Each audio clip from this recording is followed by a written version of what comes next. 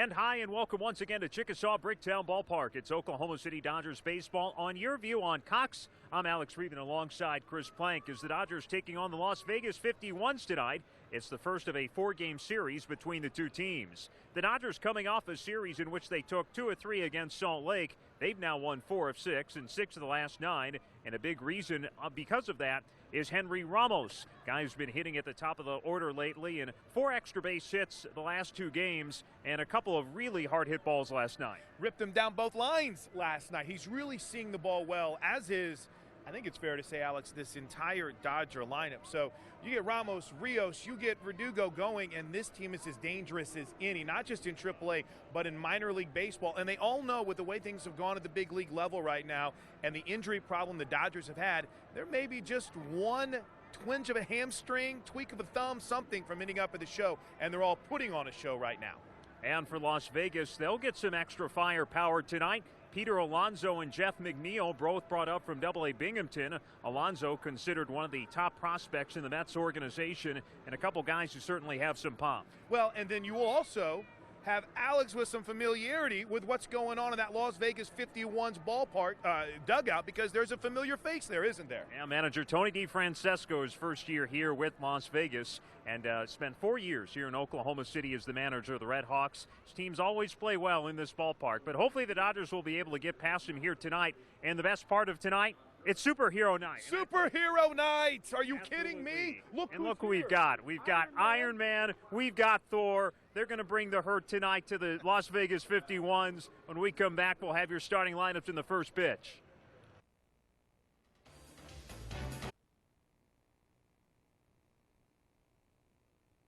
Chickasaw Bricktown Ballpark here in downtown Oklahoma City, as it's time for Oklahoma City Dodgers baseball on your view on Cox here throughout the state of Oklahoma. Glad you could join us tonight. Again, I'm Alex Friedman, joined with my partner Chris Plank. The Dodgers opening up a 4-game series against the visiting Las Vegas 51s, as the Dodgers coming off a series win against Salt Lake. Here's the starting lineup for the 51s. Leading off the right fielder, Kevin Kuzmarski. Zach Borenstein at left field about second. Phillip Evans, the shortstop, batting third. Peter Alonso, top prospect in the Mets organization, who will make his AAA debut today. Bat fourth and play at first base. At center field and batting fifth is Ty Kelly. Cody Ashe at third base will bat sixth. Jeff McNeil at second base to bat seventh. Johnny Monell catching bats eighth. Chris Flexen, the starting pitcher, will bat ninth. And for the Dodgers, it is right-hander Guillermo Moscoso making the start tonight, as Moscoso will look to rebound after a rough outing in Fresno. This is his 14th appearance and 11th start of the season. 2-4, 4.97 earned run average, 58 innings, 54 strikeouts, 19 walks. Opponents batting .285. He struggled a bit against the 51s as well, Alex. His 5th career start against Vegas. 0-3 with a 9.85 ERA. Now, again, a little unfair because he last pitched against him in 2013 with another organization, but we'll see if he can right the ship tonight in his career against Las Vegas. Well, it was a couple nights ago for OKC. Tyler Pill was 0-4 all-time against Salt Lake, and his team had lost every game, and he defeated the Bees. So maybe the same thing for Moscoso, as Kevin Kuzmarski will lead things off. First pitch of the night from Moscoso, and it's taken for a strike. Kuzmarski's only appeared in 20 games for Las Vegas. He had to have hernia surgery before the season began. A .364 average with 8 RBIs on the season. Beatty will play a bit in at third. M&L straight away for Kuzmarski. Moscoso out of the stretch with none on. Off-speed pitch, misses a bit inside, and now it's a ball and a strike. Kuzmarski, Borenstein, and Evans here in the top of the first inning for Las Vegas. Kuzmarski last night 1 for 5 with a run scored in the 51's 15-2 loss in Colorado Springs. A ball and a strike. It's from Moscoso, hit in the air to shallow left field. Coming in Verdugo, slowing down, makes the catch. One away here in the top of the first inning. It's one thing you notice about Verdugo, Alex, from not just watching his career path, but a young man can cover some acreage in the outfield. Incredible speed. And just good reads, off the bat as well. Reads. And it can play all 3 outfield spots. Second straight night he starts in left. Bases will be empty for Zach Borenstein.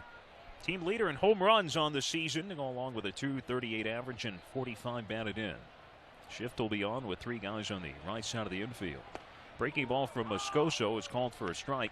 88 degrees under partly cloudy skies here in Oklahoma City. Again, the wind blowing from right to left at around 15 miles an hour like last night, but didn't have much in effect on the game yesterday. Beatty will move across and again play in shallow right in the shift against the left-handed hitter. 0-1 from Moscoso, and this is high.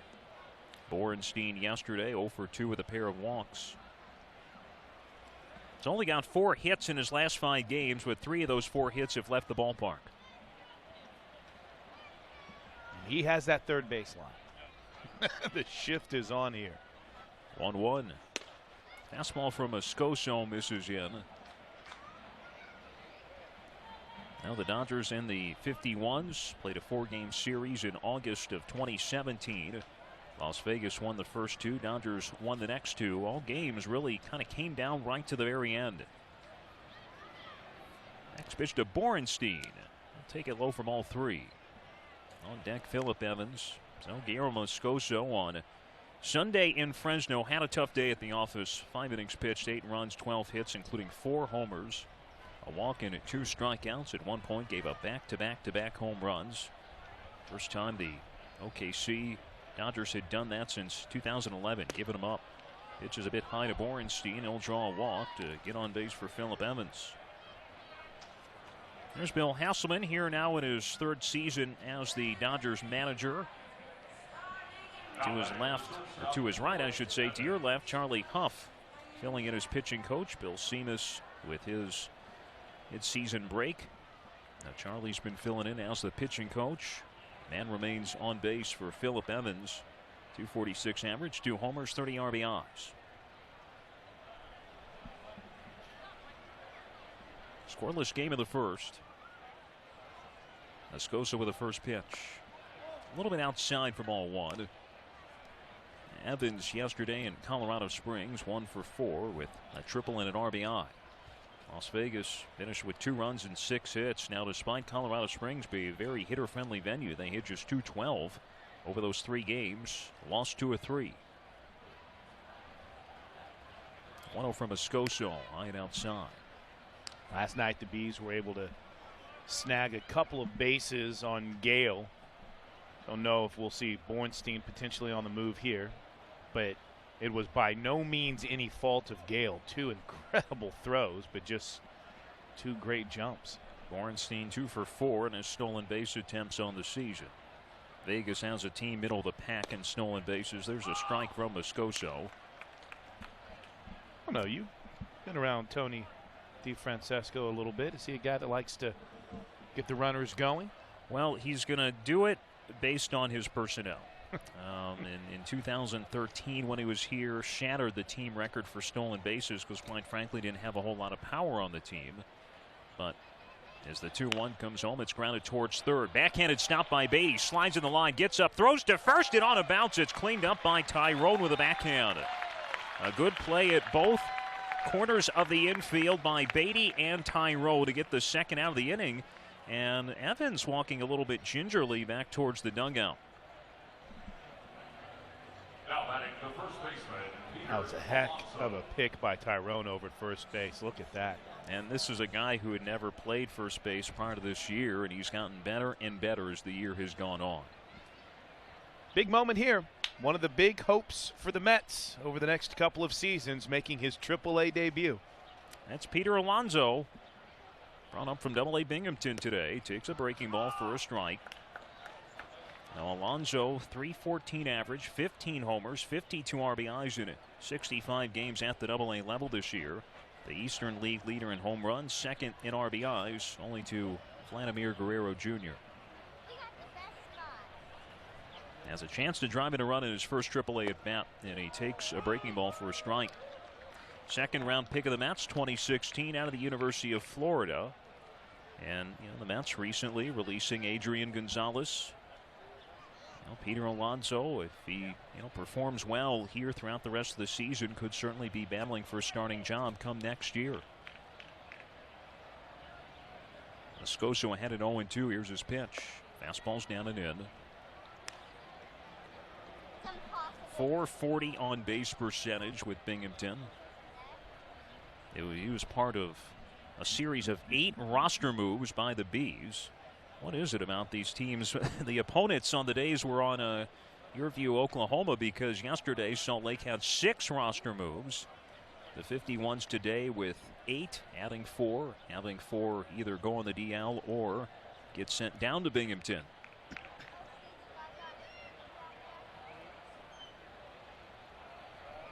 Moscoso looking at the runner and the pitch.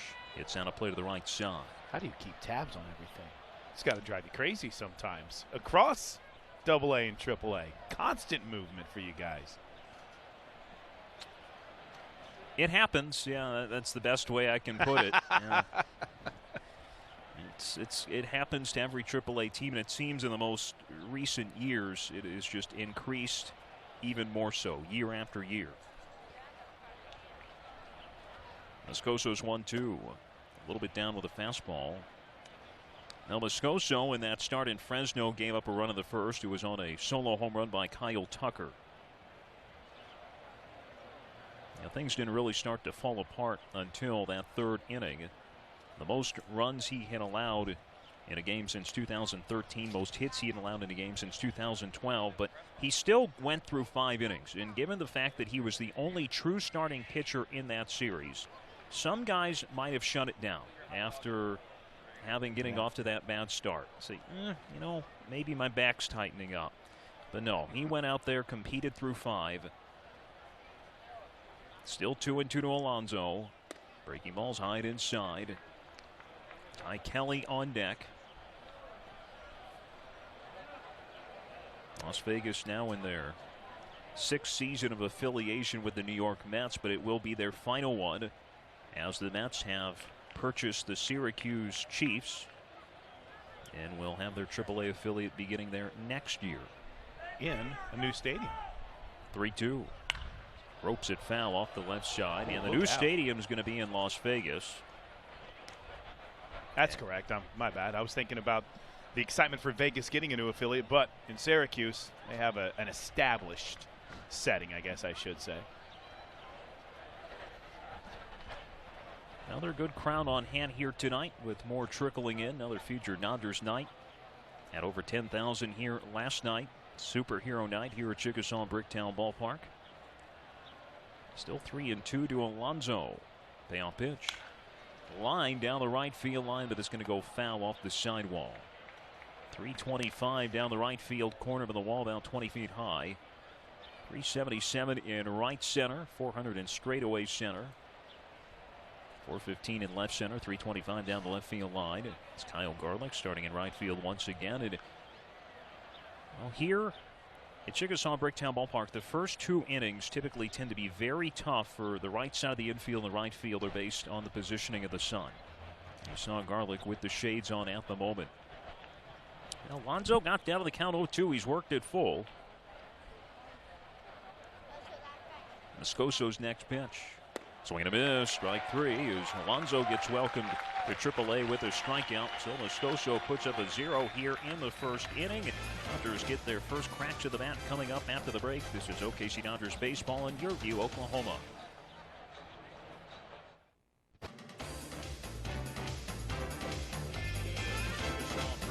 Dodgers will look to take the early lead after Guillermo Moscoso holds the 51s scoreless. Henry Ramos walking towards the plate. They'll be followed by Alex Verdugo and Kyle Garlick here in the bottom of the first inning. Tyrone, Beatty, Gale, Peter Mora, and Moscoso, with the 51s being a New York Mets affiliate. 2 National League affiliates playing tonight, and thus why the pitchers are batting. Chris Flexen makes the start for Las Vegas tonight. The right-hander, who has spent most of the season in Las Vegas, did have 1 appearance with the Mets. Winds and delivers his first pitch. Ramos takes it high for ball 1. Now Ramos hitting .296, 4 homers, team leading 32 RBIs, 4 extra base hits the past 2 nights, including a double and a triple yesterday. Pitch is high, and now it's 2-0 to Ramos. Finished in that game 2 for 5 with an RBI and a run scored.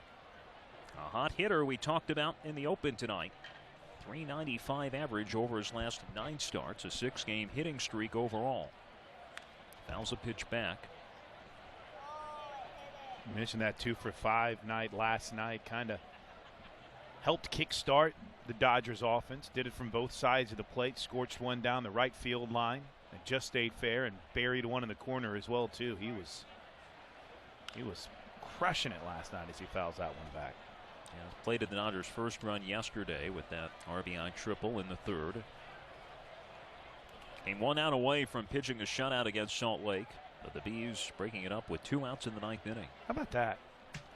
Team that hadn't been shut out yet this year, and they had an opportunity, and they get it done with 2 outs. Unreal. 2-2 to Ramos. It's downstairs from Flexen. Flexen's 11th start, 12th appearance for Las Vegas, 4-5, 53 innings. 37 runs allowed, total 30 earned on 72 hits, 50 strikeouts against just 15 walks. Opponents batting .326. Coming off a loss on Sunday at home against Round Rock. Time is called. Flexen made his major league debut last season. Here's his 3-2. It's fouled back. And has had 1 appearance with the Mets this year. Was called up on May the 19th. Made 1 appearance and then was optioned back to Las Vegas. And since returning to the 51s, has struggled a bit.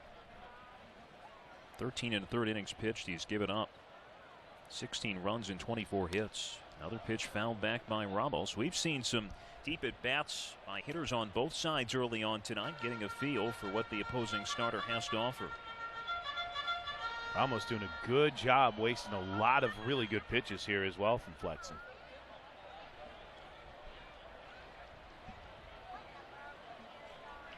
Holds his hands right in front of the letters of his jersey as he starts his windup. 3-2, lined into left field, base hit. Goes with the pitch and sends it towards Borenstein for a leadoff single.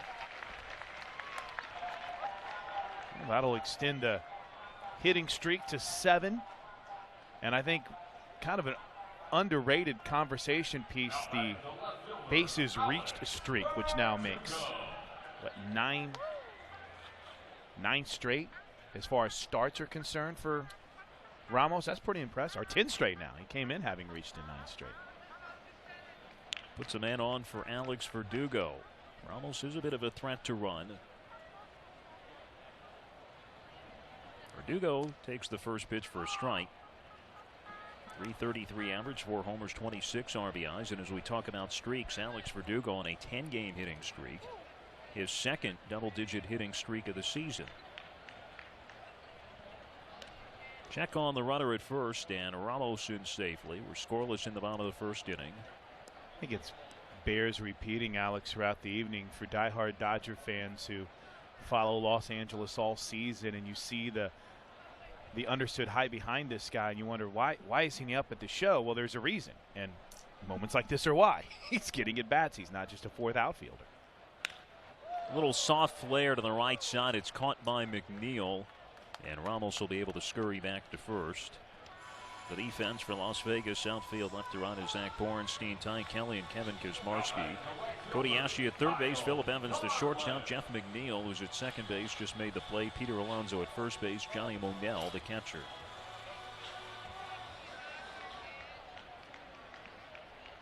And aboard for Kyle Garlick, batting in the 3rd spot in the order tonight. Throw to first in.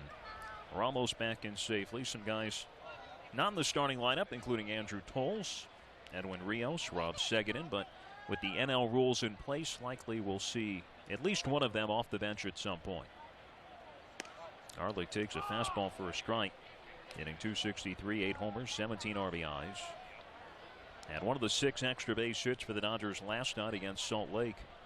1 for 4, the double and a run scored.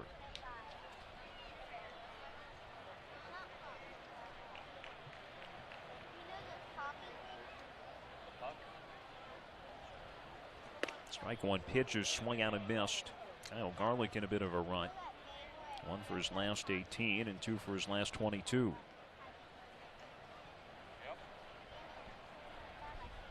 Just don't go slamming helmets this time, Kyle.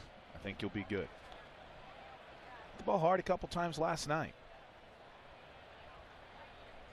Check on Ramos again, who's in ahead of the throw. Travis Tyrone on deck.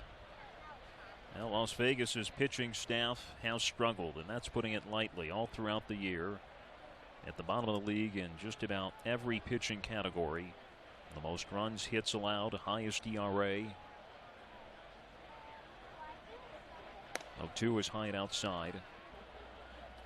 They've given up the most home runs, third most walks. Now they have had the third most strikeouts, so they can miss some bats. But overall, it has been a struggle for this 51's pitching staff, leading to a 28-40 record on the season.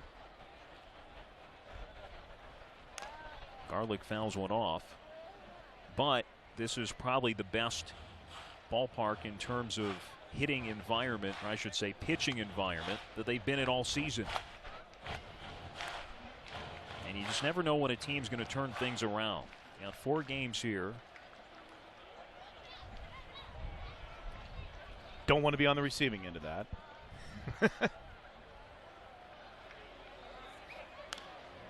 Garlick fouls off another pitch.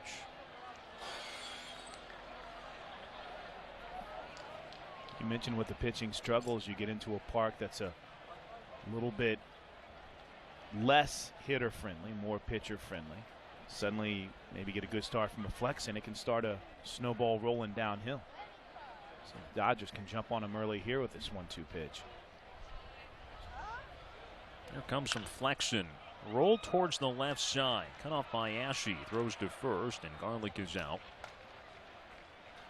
Actually, I do not believe that is Cody Ashe. I believe we've had a bit of a lineup change and substitution.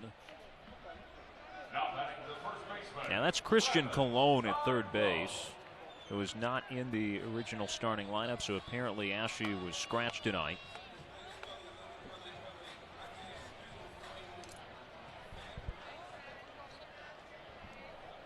Didn't get to a spot in the lineup either, so can't help but wonder if there was maybe something in warm-ups or just decided to go with Colon. First pitch to Tyrone is fouled back. Travis Tyrone, who spent each of the last 3 seasons primarily with Las Vegas, will face them for the first time in his career. .261 average this season, 5 homers, 29 RBIs. Got a man at second and 2 away. Swings and misses through a breaking ball for strike 2. Tyrone was 1 for 4 last night. He sits safely in 8 of his last 9.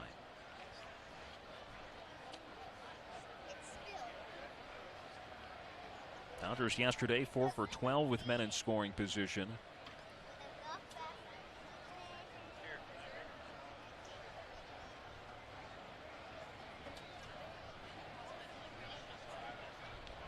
Two from Flexen on the outside corner, called for strike 3. Well, that'll end the first inning. Neither team can get on the board in their first at bat. And we'll head to the second in a scoreless tie. This is Oklahoma City Dodgers baseball on Your View on Cox. Dodgers fans, please direct your attention to the video board and join us in welcoming the Kimmerer Kids.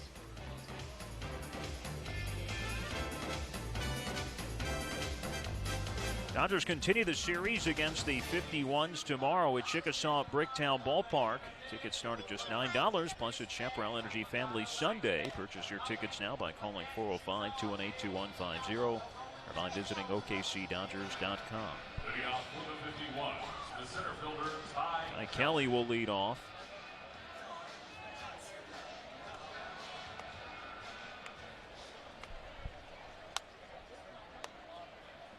Kelly just optioned from the Mets, hitting .262, 6 homers, 29 RBIs in his games with Las Vegas.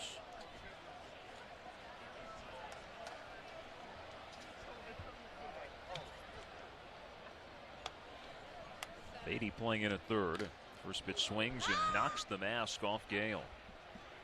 More and more, we've seen shots like that become more concerning. And I think maybe it's part of our awareness, Alex, across all sports with concussions and how the slightest shot can make a big difference. I mean, we're talking about it. Johnny Manel has had the same issue for the Mets. Took a couple of shots. So good to see Gale be able to bounce back and hang in there. That was a hard hit ball off his face mask. Well, the next pitch misses inside, and it's kind of like in football. You don't think of the cumulative effect necessarily, Absolutely. but well, they add up. It's forced some guys to, catchers specifically, to retire or change positions. Kelly pops this one up. Wind is going to play some tricks with it. Beatty towards the line, now in fair territory. Never had a single issue with it and makes the catch. Man, that looks smooth. I'm glad you brought up the wind, and it is, from an appearance of the flags beyond the right center field wall and even in left field, it is significant here tonight. Much like it was last night. So anything that is in right field is going to blow towards center, center to left, and hopefully, at least for the 51 tonight, nothing towards left over that wall and into the Budweiser deck. Jeff McNeil batting for the left side. First pitch is outside for ball one. And again, appeared we had a lineup change before the game. McNeil still at second base, but getting bumped up to the 6th in the order. Christian Colon, who replaced Ashe, batting 7th. He's on deck. Well, McNeil brought up from Double-A Binghamton today, where he was hitting .327. Swings and misses through a breaking ball. Had 14 homers, 43 RBIs. He was second in the league in home runs, only behind Peter Alonso. Now, this is not the AAA debut for McNeil, who did play in 18 games with Las Vegas last season. 1-1 from Moscoso was down. 12th round pick of the Mets, 2013, out of Long Beach State.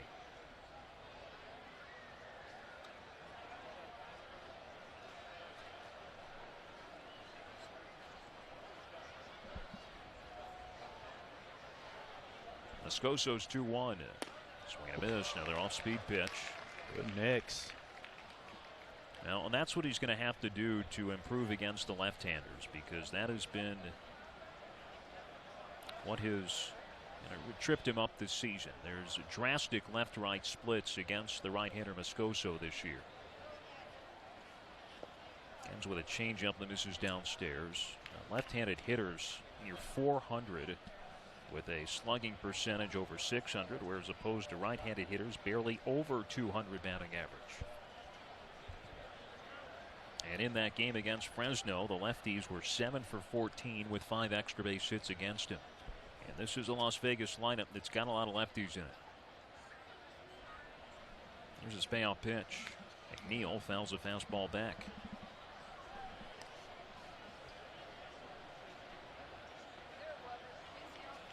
It is 5 straight left-handed batters plus 1 switch hitter.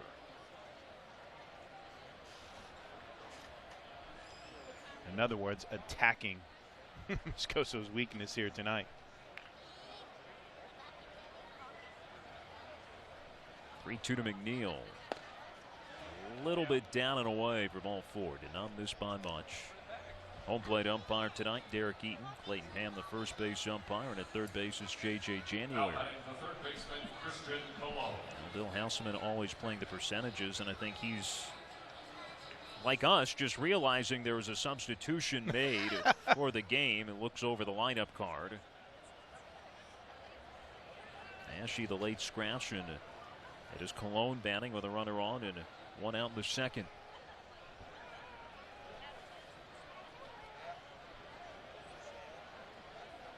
First pitch from Moscoso's down and away for ball 1. You were giving me some grief yesterday whenever I was in awe of having your lineup 4 hours before first pitch. You know, in the game of college baseball or softball, you might get it a couple minutes before first pitch. One time where the Mets got us here, the 51s to be more exact. Pitch is lifted into left field. Verdugo coming a few steps to the right, settling under it, makes the catch. It might have been the Mets. You never know if a call comes from above. Very true. Maybe a guy needs to sit for various reasons, or you never know. But everything is always subject to change here at the AAA level at any moment. If that is one thing I've learned through, not only as I was bragging on the job that you and Lisa do with the game notes, the over 135 transactions that have taken place already this year, for the Dodgers.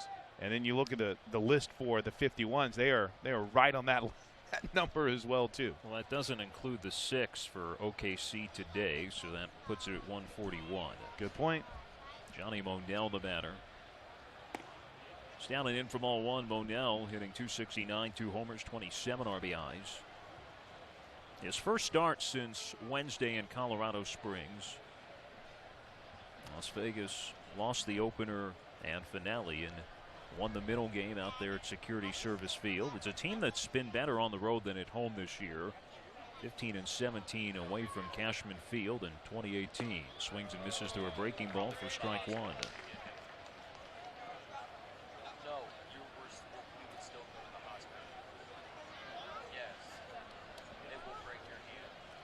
Monell, a veteran catcher, 32 years old.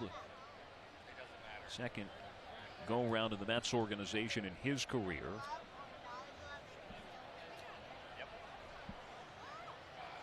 One pitch misses down and in. Actually spent some time with the Dodgers back in 2014, AAA. He went over and played in Japan, or at least tried to.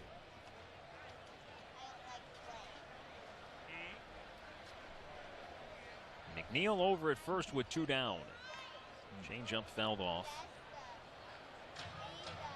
Well, you mentioned that mix and how key it is from Moscoso. I know we're only through an inning and 2/3 so far, but are you liking what you've seen so far from him and his mix of pitches to try to keep this lefty-laden lineup off balance tonight? I think that was the key term, off balance, and mixing those pitches so far.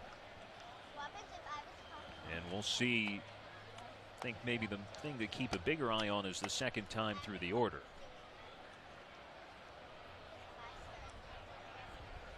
2-2 to Monell. Sharp grounder under the umpire's legs into center for a base hit. McNeil will hold it first, and that's the first hit for Las Vegas tonight, and 2 men are on for the pitcher Flexen.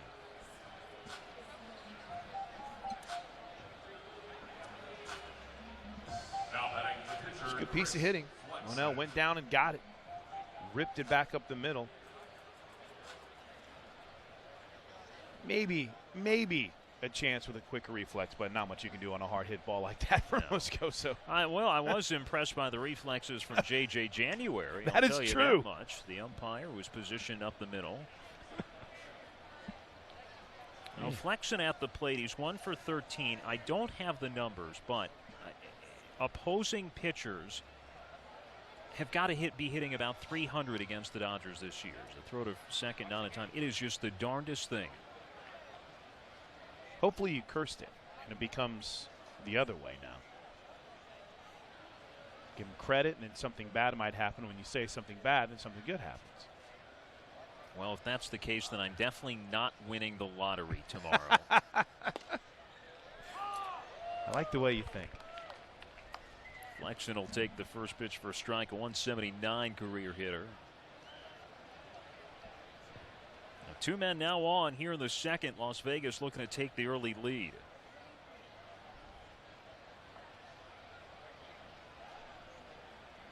Moscoso's 0-1, taken high.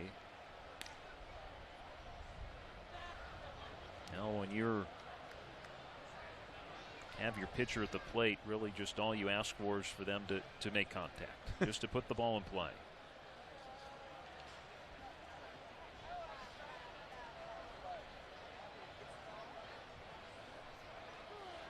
One is a fastball called for a strike. It's 20 or more pitches now in each of the first 2 innings from Moscoso tonight. He threw 21 in the first. This will be number 21 of the second. Or excuse me. Yes, I had it right the first time. 1-2 to Flexen. Breaking ball hit out of play to the right side. Inning started with Kelly popping out McNeil, whose name on his jersey is misspelled apparently. It is his first game with the team. It should be McNeil. He walked. Cologne flied out, then Monell with a solid single up the middle. 1-2 to Flexen. little bit low. Moscoso thought he might have had strike 3. Certainly a borderline call from up here. Not a bad job by Gale either, trying to frame that. And the Dodgers dugout has some questions about it. Bill Hasselman, you can see behind Flexen there, gesticulating towards Derek Eaton. And now it is 2-2 to Flexen. Moscoso's next pitch. Swing and a miss through a fastball for strike 3. So no issues with the opposing pitcher this time. As the 51s put a couple guys on, but Moscoso leaves him there. Scoreless heading to the bottom of the second. This is OKC Dodgers baseball on your view on Cox. Dodgers fans, please turn in. Dodgers will come up looking to break a scoreless tie here in the bottom of the second inning with Matt Beatty, Rocky Gale, and Jake Peter due up. Flexen finishing up his warm-up tosses. Again, another strong crowd on hand here tonight. It is Superhero Night presented by Courtyard by Marriott. We had a chance to hang out briefly with Thor and Iron Man before the game tonight. I like the Dodgers first base coach this inning. Andrew Tolles over there manning the first base coach's box. Yeah, at the AAA level, really in the minor leagues, there typically is not an actual first base coach as there is in the major leagues. So players will rotate handling it. Matt Beatty will lead off here.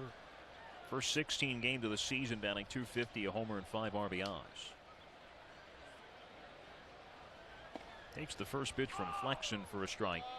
Beatty didn't play yesterday, 0 for 3 with a run scored on Thursday night. Now play all over, starts at third base this evening.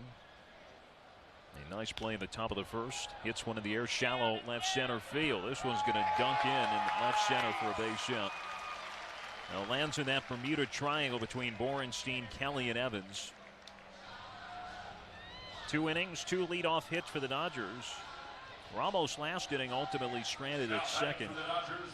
Let's see if the Dodgers can string something together here in the second chance at it.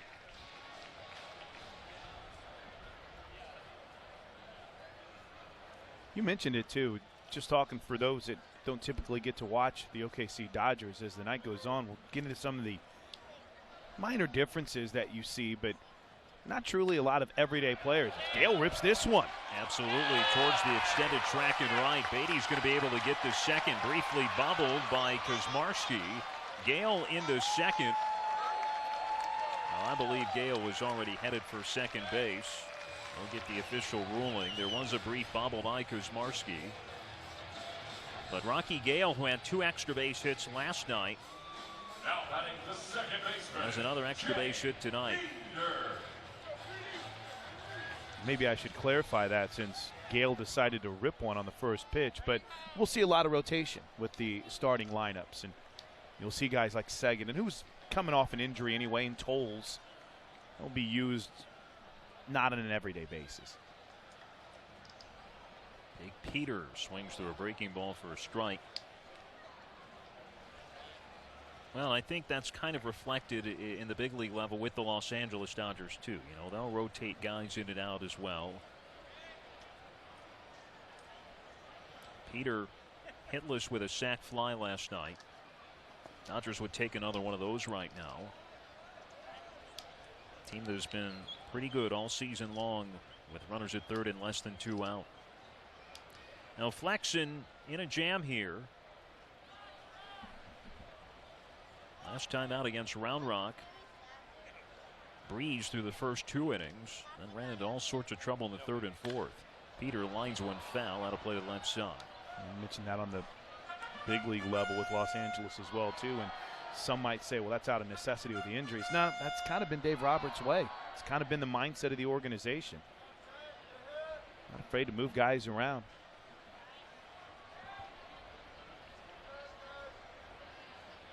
Infield playing in with nobody out here. And Peter takes a call, third strike on the inside corner. By the way, speaking of the Los Angeles Dodgers, Matt Kemp with a home run has put LA up 1-0 on San Francisco in the bottom of the second inning. Boys in blue hitting some bombs this year. Second straight night, Kemp goes deep. And we'll see if Angelo Mora can bring in a run now. Missed the last 2 games due to illness. Takes a breaking ball in the dirt, but Monell able to quickly find it to the left of the batter's circle, and Beatty wisely stays at third.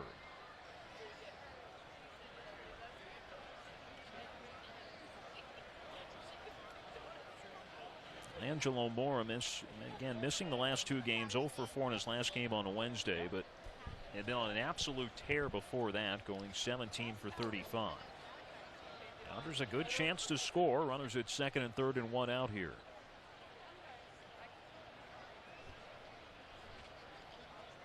Mora takes a pitch down and away. The pitcher Moscoso on deck, making this all even the more important. But they're going to put him on, and I'll make Moscoso be the one to get the Dodgers on the board here. Hasselman was just having a quick little impromptu kind of hitting lesson with Moscoso in the on-deck circle, kind of just talking to his pitcher and making sure that he was aware of the situation. I think you saw that intentional walk coming after Flexen fell behind 2-0. Now this would be a great spot for Moscoso's first hit of the season. He's 0 for 13 on the year. Bases loaded and 1 out. Little tapper left side, charging and throwing to first is Evans, and it's going to get the run home. So just a weak grounder to short. Too soft to try and get 2. And Moscoso, with his first RBI of the season, gives the Dodgers a 1-0 lead. I think the little tips coach was giving him in the on-deck circle helped out. He went after the first pitch he saw. I mean, if he hits it harder We're in the trouble. same direction, it's a double play. No, Moscoso, probably not intentionally, but found that happy medium. The runners are at second and third with 2 out for Ramos. Takes it outside for ball 1. Now Ramos single his first time up, and he's got 2 men in scoring position here.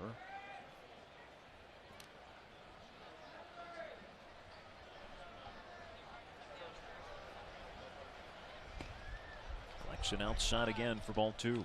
Verdugo in the on-deck circle. There's a fan that was sitting in the front row that had his hand out, and he walked over and gave him a little high five. It's some of the cool stuff you see here at Chickasaw Bricktown Ballpark. It's not always suggested to try to bug someone when they're in the on-deck circle.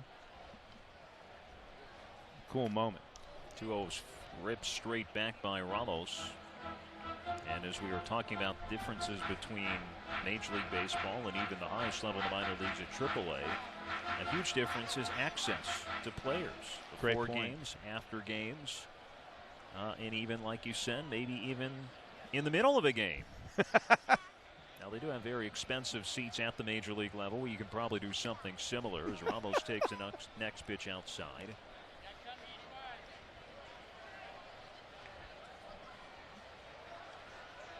Gale at third base. He doubled earlier in this inning.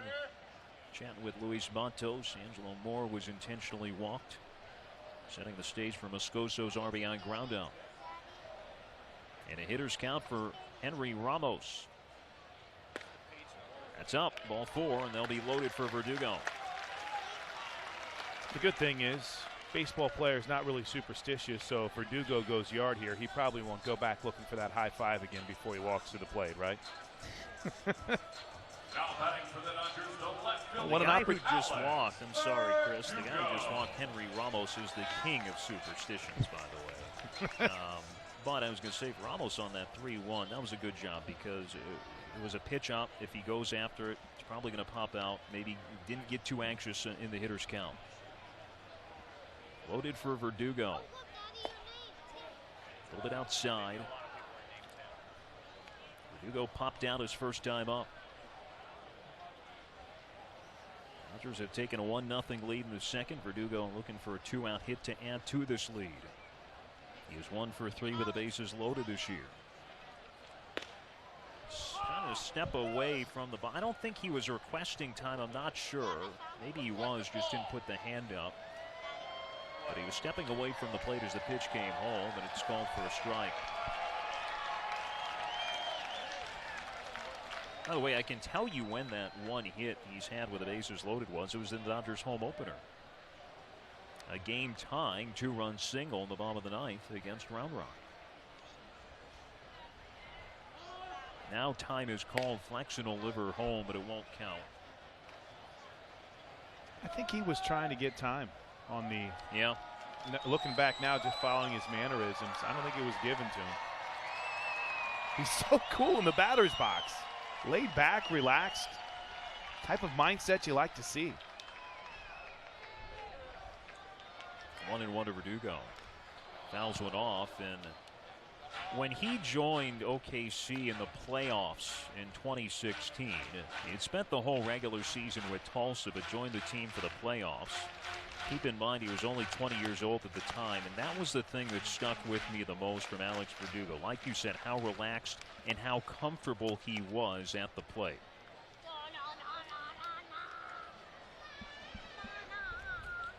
O'Neill setting up in here. 1-2 to Verdugo.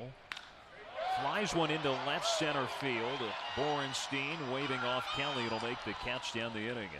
The good news is the Dodgers get a run. The bad news is they leave the bases loaded. And they'll take a 1-0 lead to the third. This is Oklahoma City Dodgers baseball on Your View on Cox.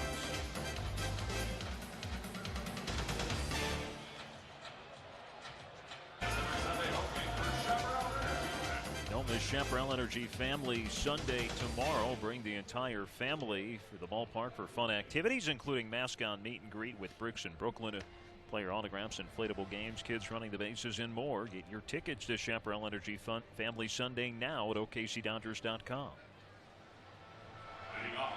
Frustration in leaving the bases loaded, obviously, Alex, but you can kind of minimize some of that frustration if you get a good quick inning here from Moscoso, which through the first two hasn't really been the trend. And you brought it up earlier. This is a key time now. This is the second time through the lineup. Lefties hitting 400 against him. We'll see what adjustment some of the 51 hitters have made, like Kevin Kazmarski, who leads it off here. Takes a pitch a little bit high for ball one. Kazmarski flied out his first time up. Beatty will play in at third. Morris shaded towards the middle. Kazmarski spent all of last year at the AA level, put up solid numbers. Pitch is hit out of play behind the plate. 9th round pick of the Mets 2015 out of Evansville. I can't remember if they're still the Purple Aces or just the Aces. Oh, that's a great question. I believe they still go with the Purple Aces. Okay. We'll get our crack research staff on it. 1-1 to Kazmarski. Takes a pitch for a strike. Yes, can confirm. Still the Purple Aces. Now the Missouri Valley Conference.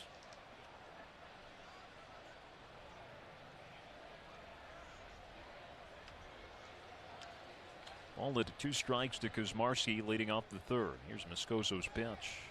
It's downstairs. Well, yes, Moscoso has thrown a couple of scoreless innings. But it has come at a high pitch count. 44 pitches over his first 2 tonight.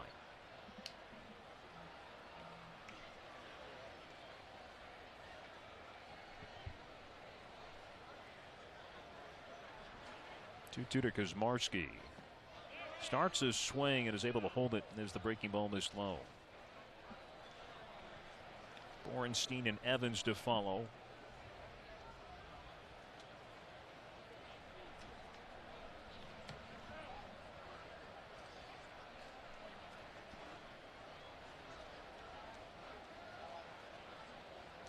Moscoso with a side at 3-2. Here's his payoff pitch. Swinging a line drive to right field for a base hit. Leadoff man on for the first time tonight for the 51s. Puts a runner on for Borenstein. He walked his first time up. Now batting the left fielder, Zach Borenstein. Tough spot here. Giving up after getting momentum with the run in the bottom half of the second inning. Get a speedster like Kazmarski on. And now I guess the options really open up for the 51s here and what they can do.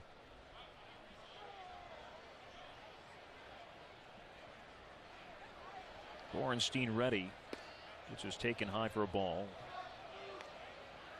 Well, Borenstein's kind of got that 3 true outcome profile. High amount of walks, high amount of strikeouts, and a high amount of home runs. Signed with the Mets as a free agent in the offseason and been in the Diamondbacks organization. 1-0 popped up out of play behind the plate. He signed out of college by the Angels and played under OKC manager Bill Hasselman when he was managing the Angels High A affiliate at Inland Empire. And I know because Borenstein was a free agent for the first time this offseason that Bill Hasselman certainly got the word to the player development department to take a look at him and potentially sign him. 1-1 is swung out and missed. He had a bit of an infamous moment at this ballpark last year while playing for Reno, in which there was a fly ball hit to right field by Alex Verdugo that went off his head and over the fence. That ended up making the SportsCenter top 10. Wait, that would be the not top 10 is the proper way to put it. 1-2. A little bit high and inside. It has been a small strike zone, but a consistently small one from Derek Eaton tonight. And both dugouts are making sure he knows they aren't happy with it. Like I said, consistent. Consistently. And that's all you can ask for is consistency. Now 2-2 to Borenstein. Which is downstairs. It's yet another full count. 3-2. Evans on deck. We'll see if Kazmarski's going to go here with a full count and none out. Dodgers leading 1-0 in the third. Hasn't thrown over there yet, so he probably feels, does Kazmarski, he can get a really good jump here.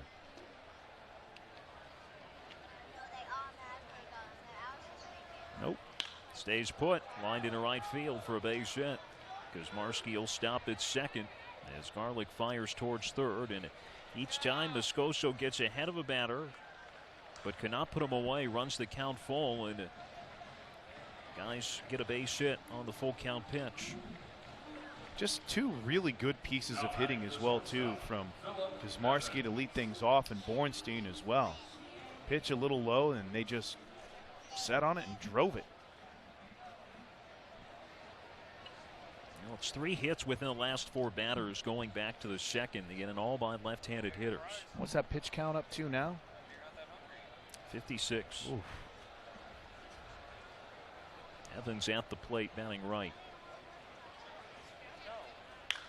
Grounds it foul towards Tony DeFrancesco, coaching at third. Was the Oklahoma City Redhawks manager 2011 through 14.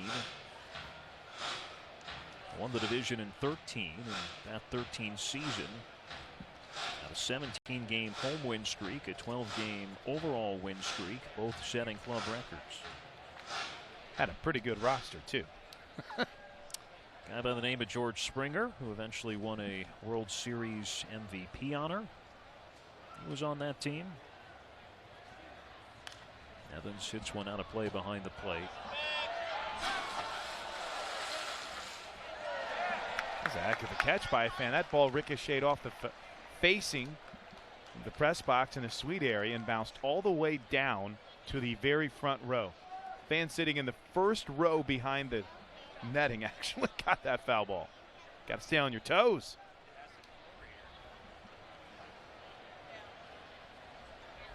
0-2 to Evans. Alonso on deck.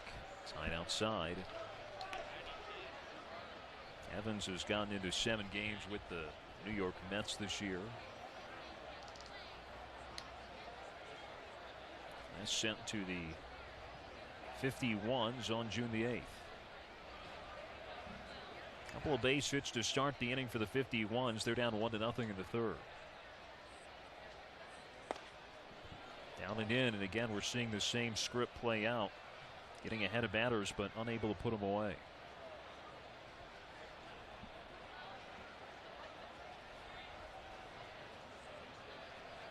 It is a 51s team that is fifth in the 16-team PCL in walks.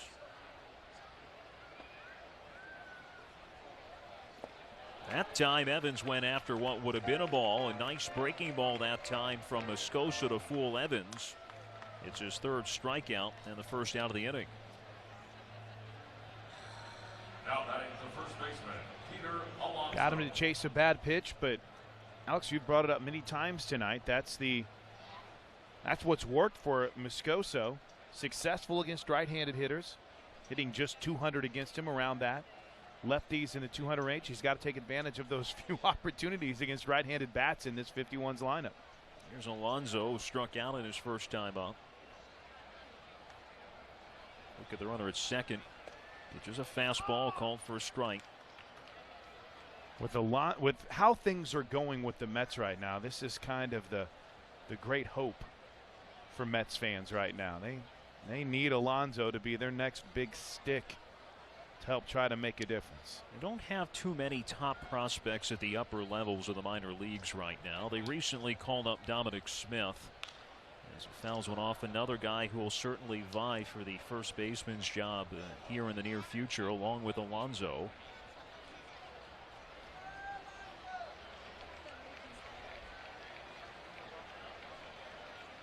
This is not where they're concerned, the Mets organization, with him at the plate. Plus hitter. Continuing to work on things defensively. Moscoso ahead 0-2. As he got a piece, started a swing, fouled it off, and it went through Gale's legs. So it was indeed a foul ball. Alonso missed some time due to injury last year, what was his first full pro season. But still, when he was healthy, he hit extremely well.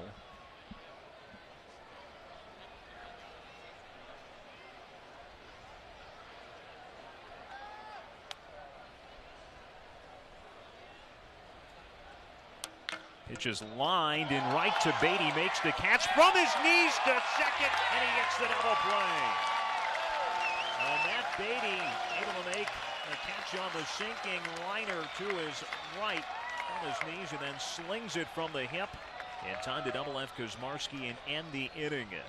But thanks to Beatty's double play, the Dodgers still lead it 1-0. This is OKC Dodgers baseball on Your View on Cox. Baseball fans join the Oklahoma City Dodgers and Integris Health as we celebrate Emily Rose Holland's home run for life. And you see a couple of kids with the capes tonight as part of this Superheroes Night. First 500 kids through the gates got a cape as the first pitch to Kyle Garlick misses outside.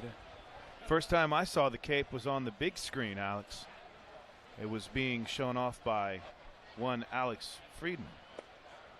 That pitch is swung out and missed. Why aren't you wearing it right now? Look good on you, man. You're kind of ruining my it's supposed to be my secret identity, alter ego. That's right. Superheroes never let you know about their regular identity, who they are in real life. Garlick grounded out his first time up. Well, Flexen did a good job minimizing damage in the second inning, limiting the Dodgers to 1 run. And Garlick swings, and it's a sharp grounder in the left field for a base hit.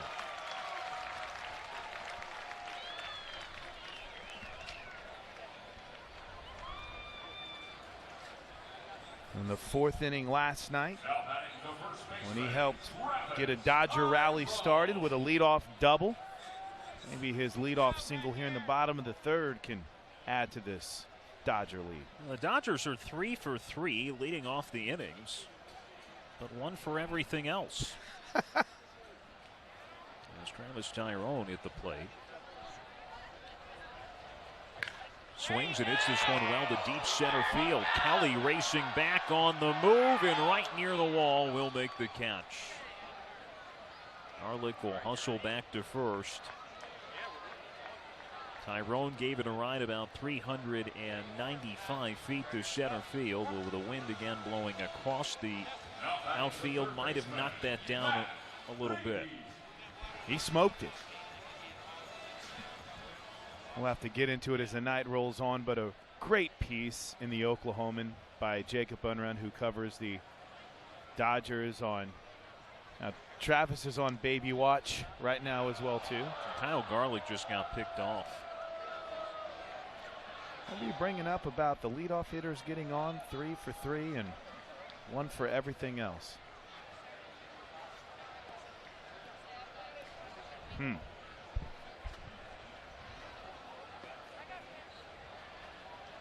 Now the base is empty, 2 out. Beatty at the plate. Started that double plate in the top of the inning. Singleton scored in the second. Takes a fastball for a strike.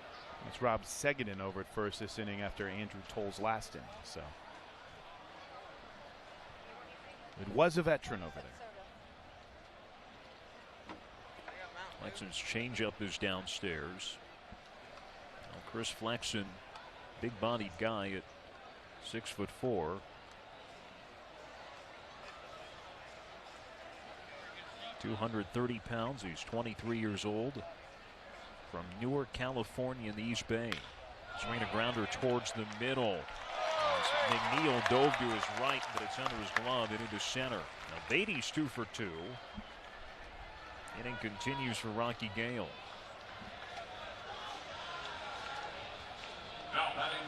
Just enough. Just enough to get through.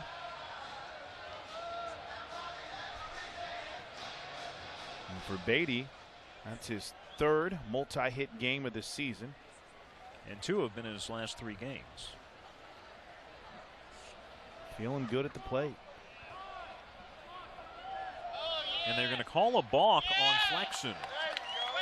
So that same kind of move in which just picked off Garlick, that time deemed illegal.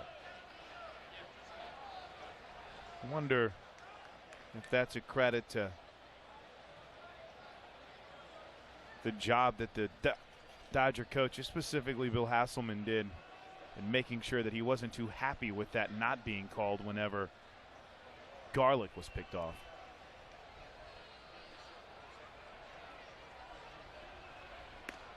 Pitch to Gale is high. When this inning concludes, we will send it to our PA announcer, Jared Gallagher, and we'll have our Integris Home Run for Life honoree, Emily Rose Hollins.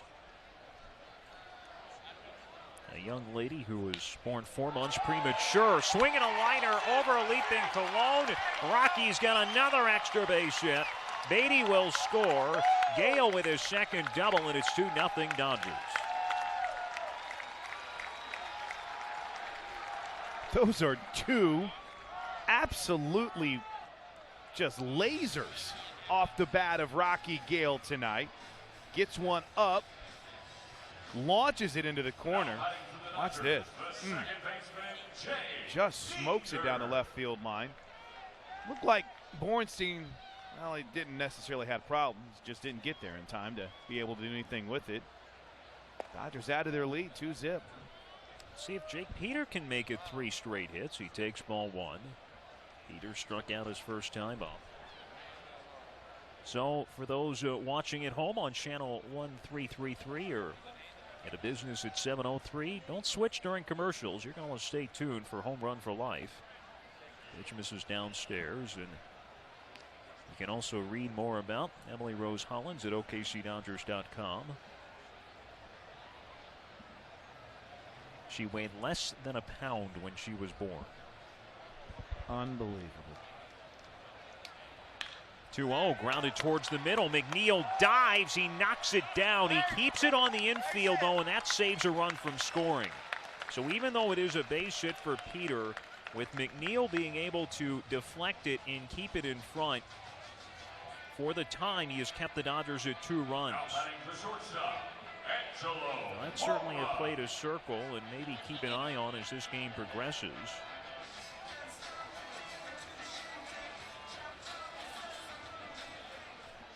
Runners are at the corners for Angelo Mora.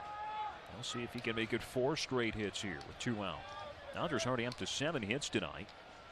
Flexen allowed 10 over 7 innings last time out against Round Rock. It just fouled back by Mora. It was intentionally walked his first time up.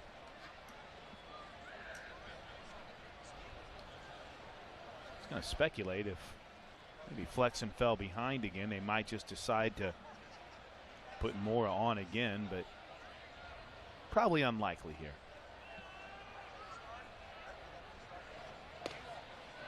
Pitch is high, but if, again, you really try to have that pitcher lead off the next inning, That's if true. you can. Unless it is, again, I would say a fairly obvious situation. I mean, if Peter was at second, I think he'd be put on by now. But first base occupied, pitches down and in, or it could be one where you don't intentionally walk him, but you don't give him anything to hit either, and maybe you hope he gets himself out.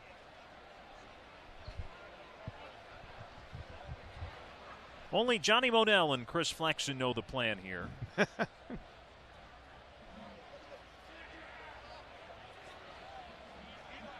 Hale at third, Peter at first. 2-0 Dodgers. Or takes it high, 3-1.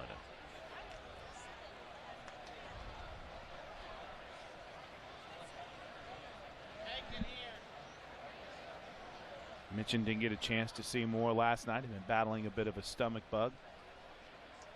Maybe we should just say illness to be more specific. It's actually being less specific. Thank you. But I should have said be a little less specific, but yeah. Well, it's been something that's been going around the clubhouse, but looks like that has kind of run its course.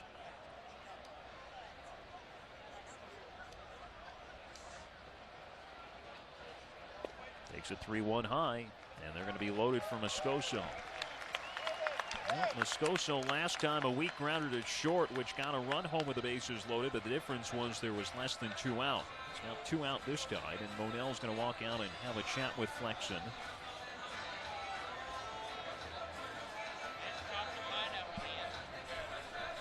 Perfect night for baseball.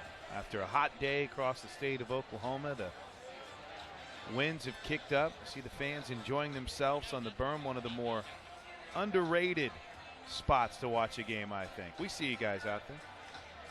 Tickets starting at $9 for grass berm seats. It's BYOB out there. Bring your own blanket. Glad you clarified that.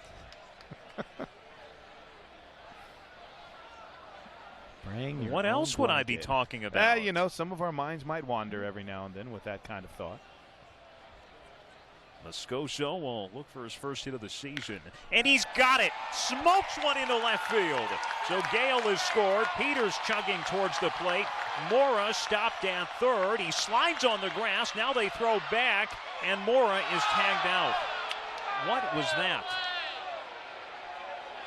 Louis Matos was stopping him. And I don't know if he just saw it or didn't see it or what. And then he slides on the grass in foul territory. And they throw back behind him and tag him out. It is a 2-run double, however, by Moscoso. But no debate that Mora was tagged out by Colon. The Dodgers now lead this one 4-0. It's OKC Dodgers baseball on Your View on Cox. Ladies and gentlemen, please direct your attention to the right field corner as the Oklahoma City Dodgers and Integris Health recognize Emily Rose Hollins. About 2 years ago, Melanie Hollins didn't believe she would be able to have children. The now 43-year-old has been diagnosed with diabetes, high blood pressure, and end-stage kidney failure, all hereditary traits in her family tree. Melanie's kidneys were functioning at just 13%. And she was going through the approval process to be placed on the kidney transplant list when she and her husband Alex found out she was pregnant. Everything progressed fine with her pregnancy until about 6 months When during a scheduled checkup, her doctor said Emily was very small and not growing like she needed to be. Melanie's kidney function also dropped to just 11%. Then one night in early February, Melanie experienced strong stomach pains and went to the emergency room. On February 8, 2017 at 6:22 p.m., Emily was delivered by cesarean section. Emily was born at 25 weeks and 6 days, nearly 4 months premature.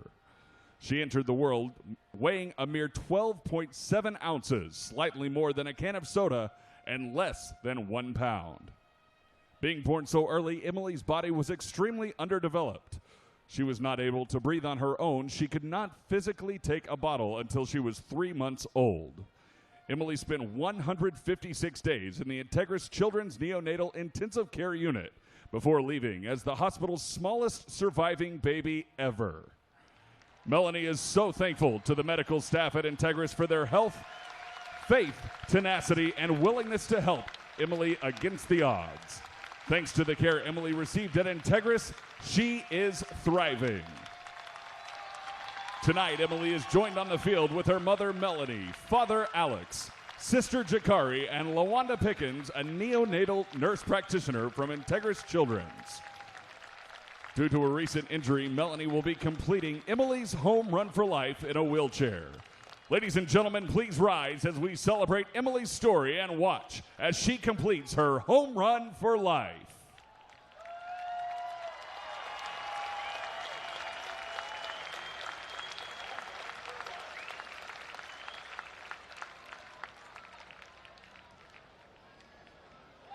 It's a deep drive to the outfield, to the track, to the wall. It's out of here. It's a home run for life.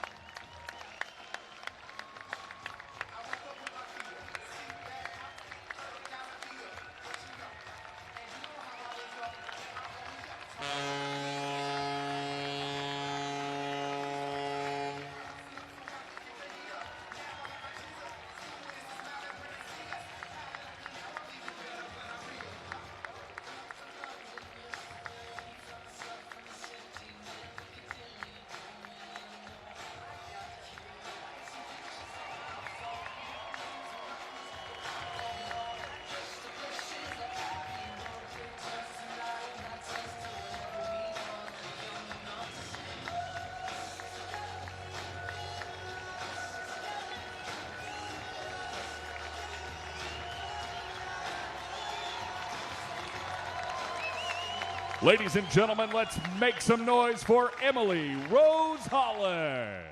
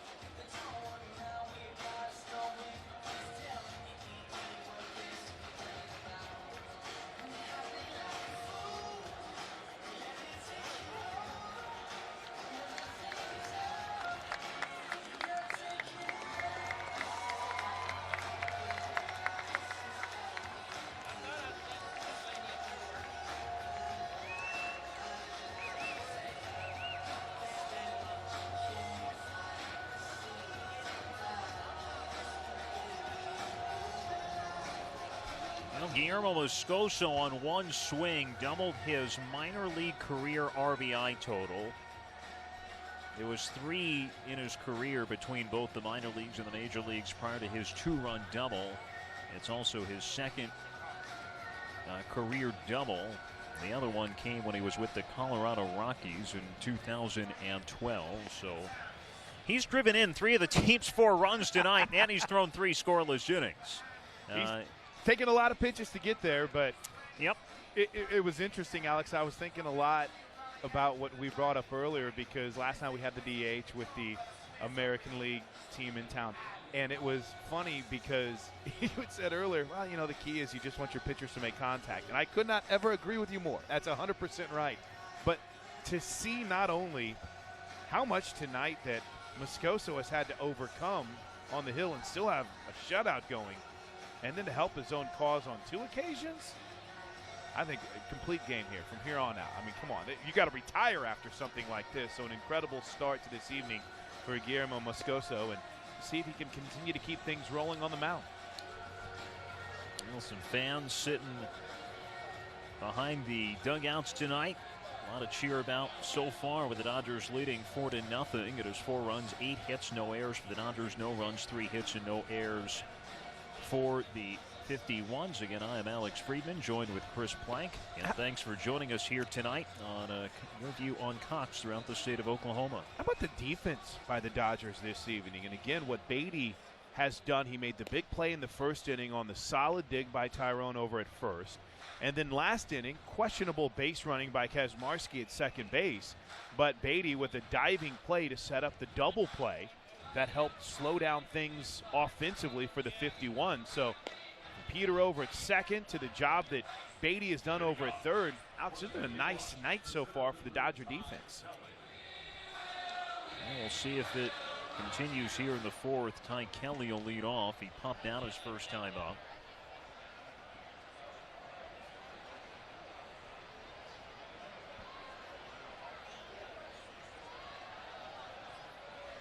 Kelly, McNeil, and Cologne coming up for the 51s.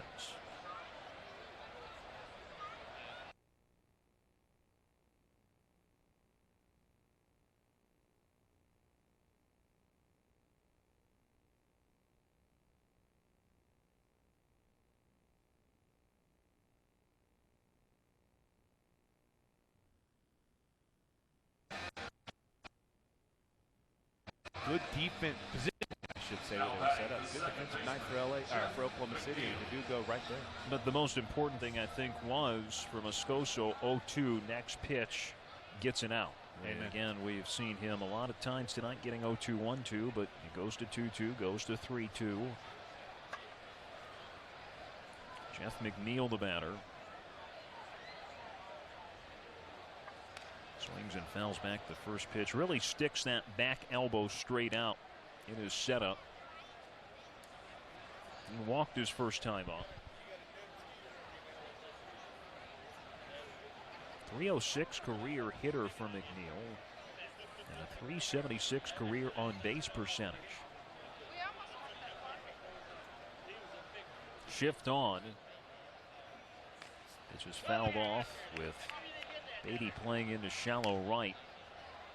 Now for the radio broadcast today, had Rob Seguin on, and we talked a whole lot about the shifts and all the defensive shifts and all the data they have before the game starts, all the charts to review, and the communication that goes on with the dugout while they're in the field.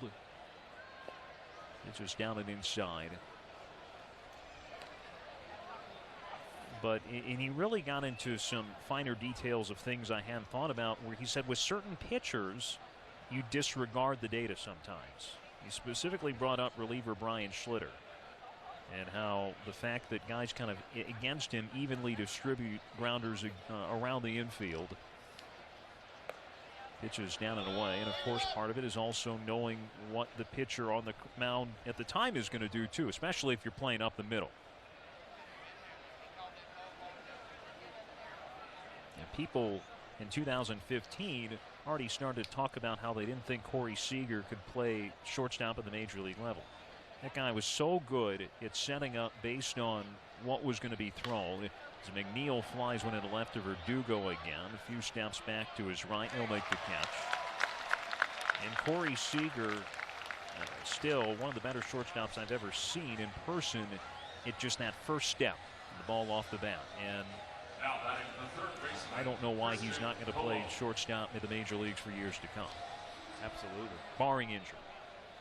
Which unfortunately did happen this year.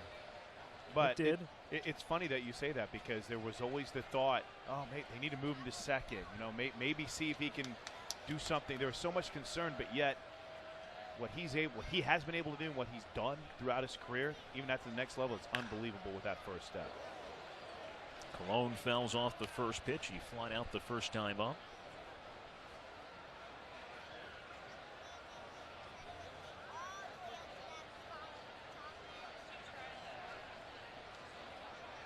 Christian Colon, who will likely never buy a drink in Kansas City for the rest of his life.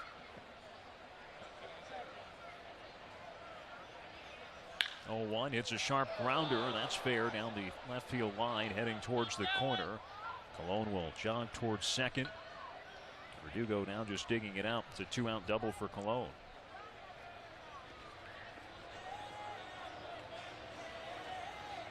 For those who don't know what I'm talking about, however, Christian Colon on that 2015 World Series team for the Royals and scored what was the go-ahead run in the deciding Game 5 in extra innings, and also had some key hits. Had the key hit, wild card game, to start off that postseason run. People forget how much the Royals had to scratch and claw to even get to the series that year. Colon was a major player in some big moments for him. Inning continues for Monell. Pitch is fouled off Gale's mask again. Second time. Yeah, exactly. And this is the 4th straight day he's had to catch due to Kyle Farmer going up. Alex Berg is available. I'm guessing he is going to play tomorrow. Don't know for sure. And even though Berg has not been active a whole lot this year, and most of his time has either been coming off the bench at first base or DHing. He's yet to catch this year. But hopefully Gale's all right. It is now 0-1 to Monell. Single his first time up. Now the Colon double prolongs the inning after a couple flyouts started it. Turn and look back to second. No throw from Moscoso. Now this is a spot. I think he can be a little bit more aggressive with the first base open and the pitcher on deck because you've got a 4-0 lead.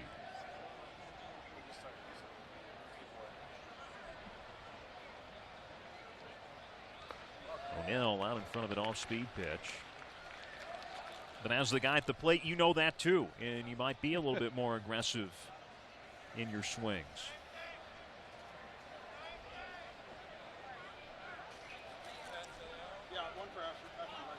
The 51s have put him out in scoring position each inning tonight.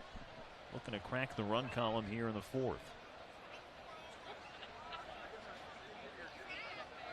0-2 called for strike 3 down in the zone.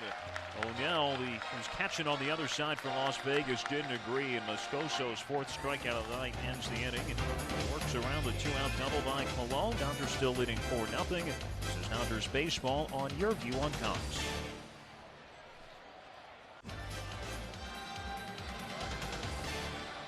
It is superhero night, and you got to have super skills to knock the water bottle off that stand there. It's hard. That earlier they were throwing the Thor hammers, trying to knock down inflatables. Not easy tonight.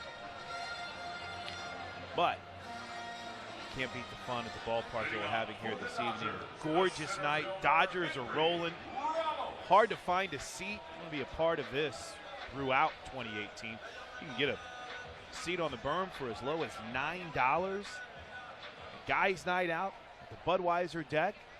Family night. You've got a little bit of everything here, Alex. Chris started in our group sales department a couple days ago, in case you couldn't tell. I'm ready. You can't have a bad night at the ballpark. As a fan, I should say. Now, as a player, maybe as a broadcaster, there can be rough nights. Oh, I've had my share. As a fan, no such thing as a bad night. I've had my share on days like what the Las Vegas 51s had to go through today, and I'll explain that here in a moment. And travel days, when the day you have to fly, play that day, it is always tough. And for the 51s, due to, of course, flight schedules on weekends are a little bit different than they are during the week. And normally it's not an issue getting a nonstop flight in the morning from Denver to Oklahoma City.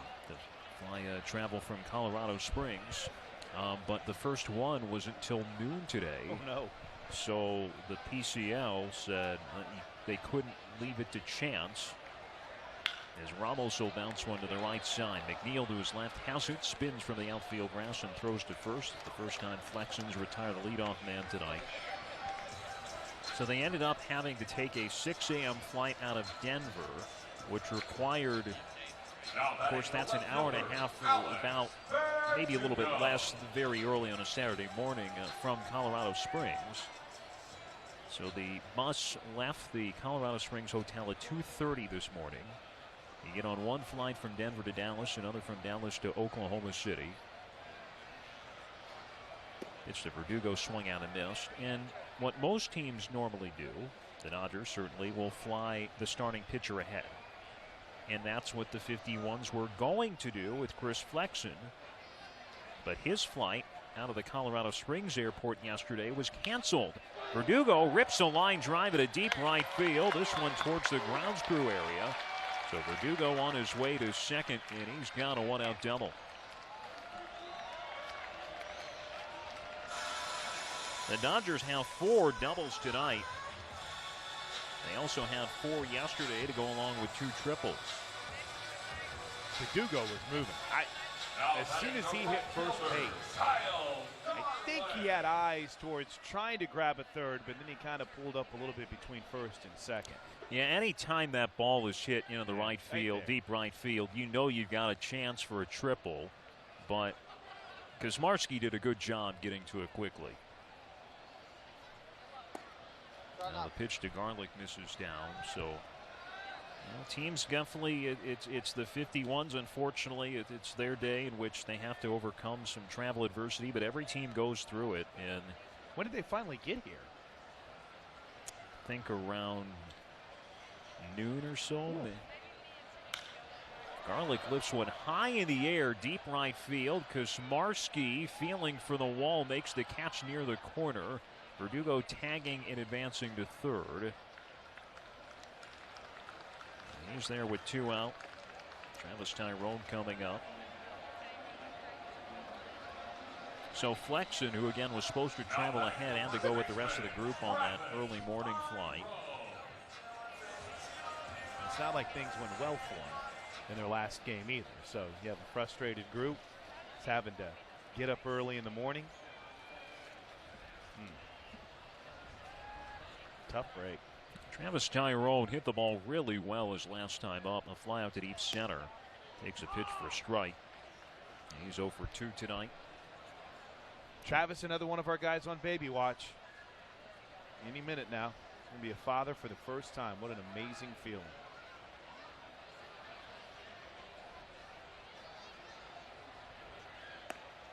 Down and away from Flexen again yesterday. Manny Banuelos, after his wife gave birth to the couple's 3rd child, came out and threw 6 scoreless. Donovan Solano with his wife in Miami right now while he's still on the disabled list. They're awaiting another birth of a child. Now that away play to the right side. Of course, tomorrow is Father's Day. There are special Father's Day packages available for the game here as part of Chaparral Energy Family Sunday. Get more information at OKCDodgers.com.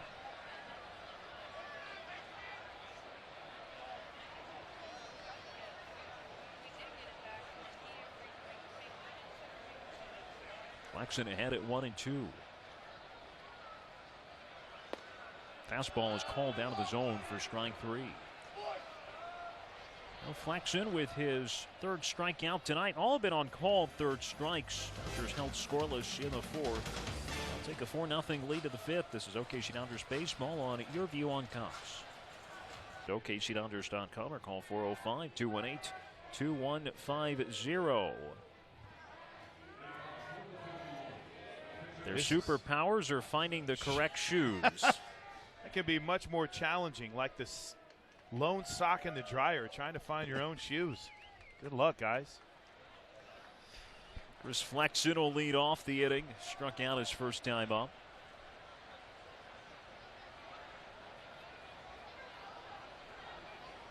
First pitch from Moscoso. A fastball called for a strike.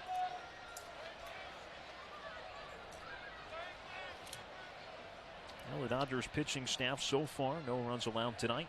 Allowed a total of 2 runs the last 2 nights against Salt Lake. A 1 flight into center. Ramos a couple of steps in will make the catch.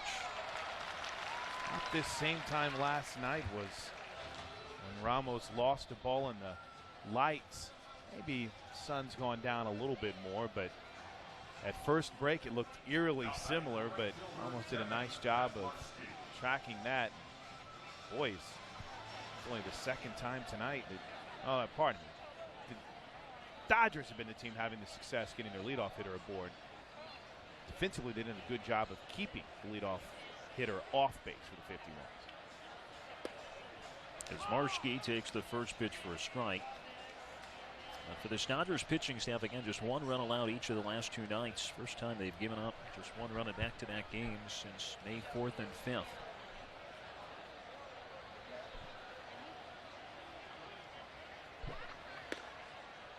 The team had been in a bit of a rut, and they've straightened things out the last few days. I'm going to have to give Bill Seamus a hard time about it when he gets back. Just so happens they've started to turn things around while he's been gone.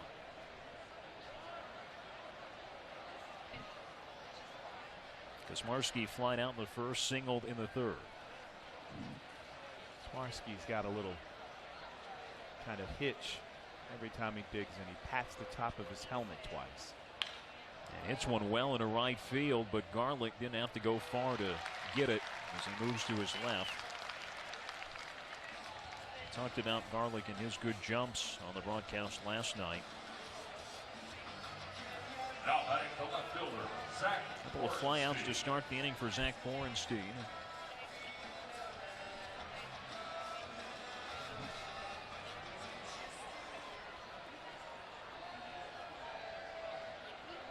Dodgers put their shift on here. Just daring him to try to poke one down the left side. First pitch to Borenstein, misses down. Quick update, bottom of the 5th inning in Los Angeles, Chavez Ravine. Bumgarner versus Alex Wood. They are knotted up at 1 in the bottom of the 5th now. Former OKC Dodger Austin Barnes leading things off for LA. Borenstein swings and misses to the next pitch. Now, Zach Borenstein was last year part of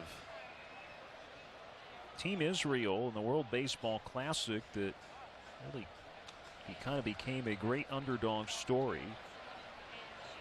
Advanced out of the first round. Which is downstairs. There's a documentary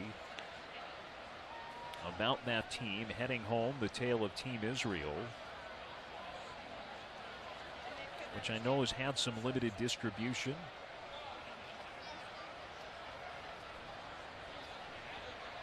Two balls and a strike to Borenstein. That's one out of play to the left side.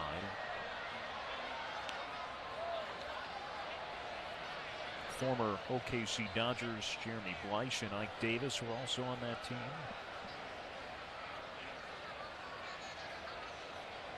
Ty Kelly, member of the 51s. Part of that, former Dodgers Director of Player Development and current Philadelphia Phillies manager Gabe Kapler involved. 2-2 to Borenstein. Down inside ball 3.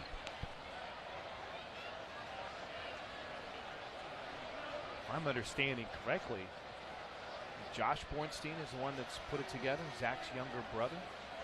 You've been working on a movie about it. But a film producer,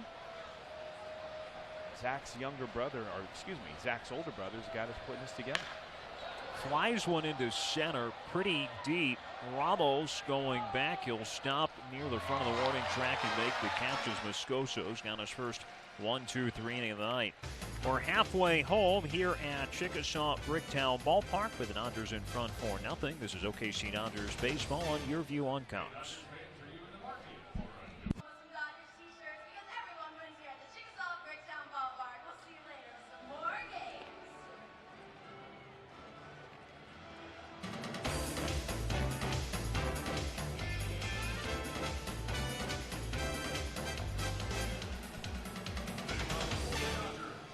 $2 Thursdays return to Chickasaw Bricktown Ballpark on Thursday, June 28th, when the Dodgers host the Nashville Sound. All bottled water, Pepsi, and select beer products are available for just $2. Get your tickets at okcdodgers.com or by calling 218-2150 as we head to the bottom of the fifth. Matt Beatty leads it off with a line drive at a deep right field. It's going to be yet another Dodger extra base hit. So Beatty is 3 for 3 tonight. The Dodgers keep producing, leading off innings against Flexion. They're 4 for 5 tonight. Second three-hit game of the year for Beatty. First pitch swinging, crushes it. Team's 5th double tonight. Their season high is 6. And the 4th time in 5 innings they put the leadoff hitter aboard. Looking down to a 4-0 lead here. Rocky Gale, he's got 2 of those 5 doubles we've talked about. It's the first pitch in.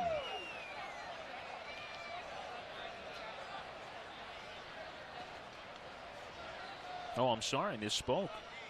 They've now tied their season high with 5 doubles tonight. 3rd time they've done it. Breaking ball to Gale is down.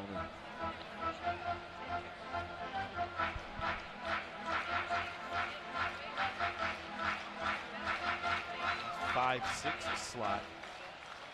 Pretty hot for the Dodgers tonight. 5 for 5. Yeah, Beatty and Gale combining to go 5 for 5, 3 doubles. See if Gale can make it 6 for 6.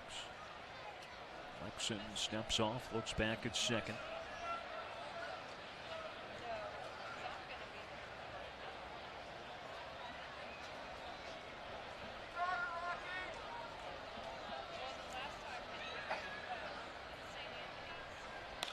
Swings and loops one foul towards the right.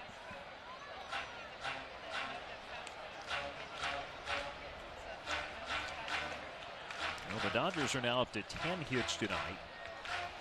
The hits were not as plentiful in Round Rock.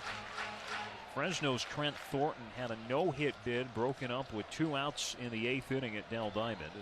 He finished with 8 scoreless as Fresno wins 6-1. Round Rock did get a run in 3 hits against Buddy Bashirs in the 9th. Just fouled back.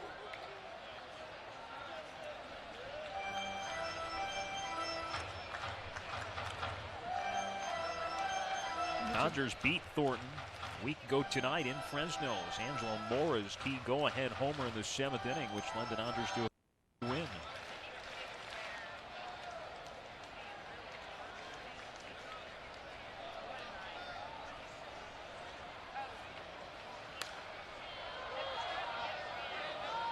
Saw a shot of the flags when we were coming back from break.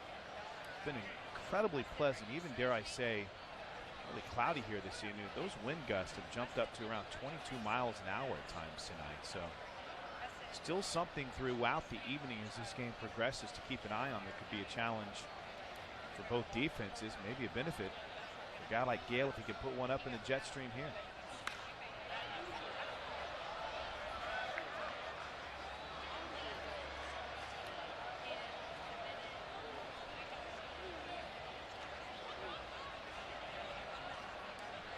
Well, the wind here sometimes in the outfield really can swirl around. That has to do with all the building that's been around the ballpark, specifically the hotels beyond left and center field.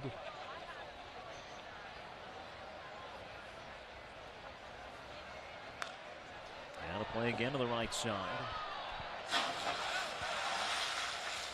There were a couple days in Fresno last weekend where it was, for Fresno, abnormally windy.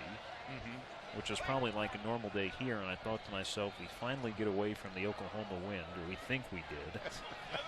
You got to deal with did that. Not. And did not.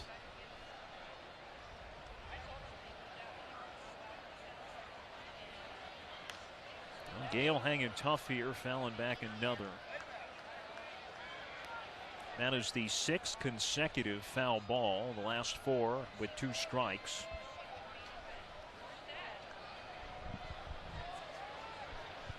Beatty, the runner at second after leading off with a double. Dodgers scored 1 in the second and 3 in the third.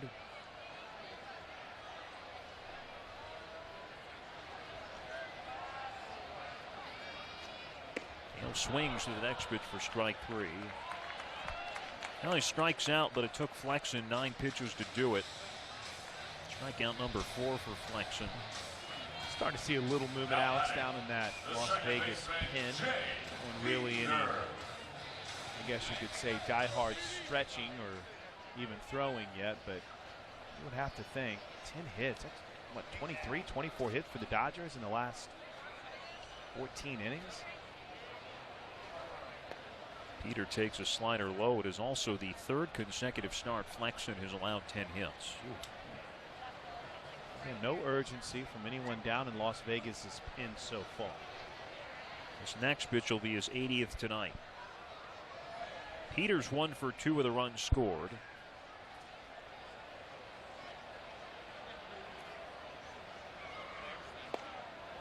That pitch a little bit outside.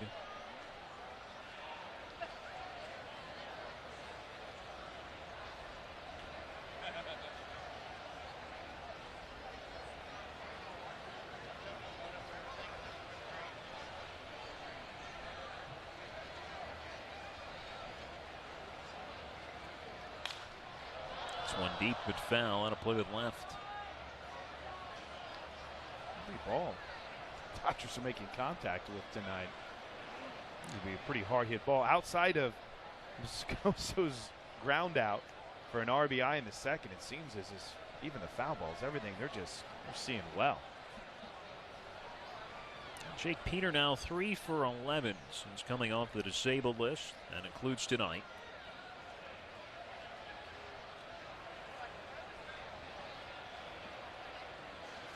And of course, Chris, as you were mentioning earlier, no one was throwing in the Las Vegas bullpen, but now they are. Jinxed it.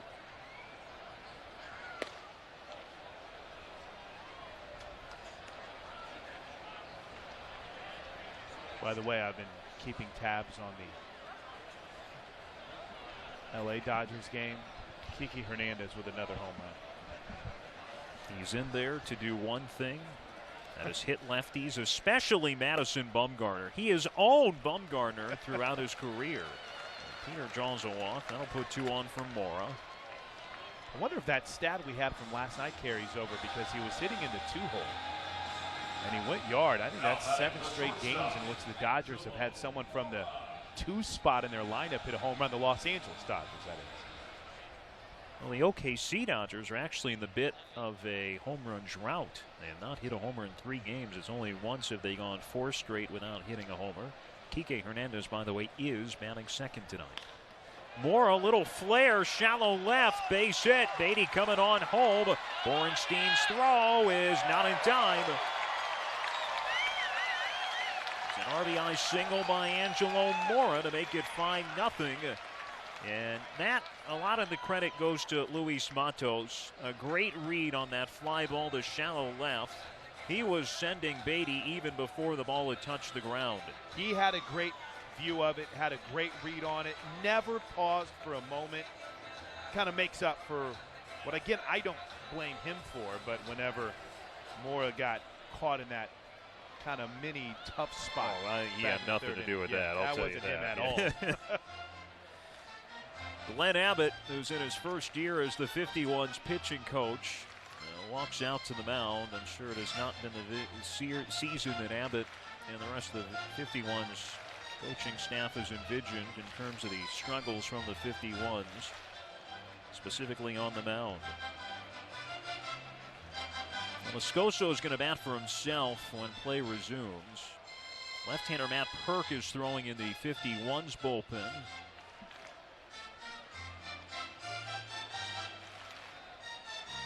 Second of 6 allotted mound visits used by the 51s. In case you're a new viewer, not familiar, 6 mound visits put in place at the Major League and AAA levels this season. But it is not going to be Moscoso. Andrew Tolles will now bat. What an outing for Moscoso. We'll get into the stats of his final line, but he battled tonight. It wasn't the prettiest, Wasn't easy, but he exits the game after 5 innings of not allowing a run and doing it the hard way most of the night. Impressive performance, and now a chance to really blow this game open with Tolles, who hit the ball hard last night. Moscoso drives in 3 runs tonight. And he had 3 RBIs in his entire career entering this game. And he's been at this for a long time. Tolles to pinch hit. Pat Vendetti is the one getting loose in the Dodgers bullpen.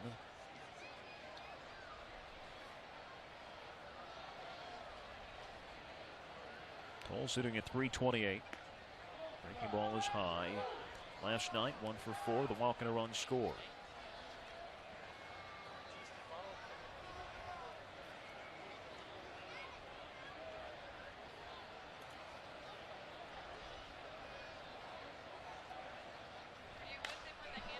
Trying to play the left side. I think Bill Hasselman sensing Flexen a bit on the ropes here. And sending Tolles up to try and add this 5-0 lead.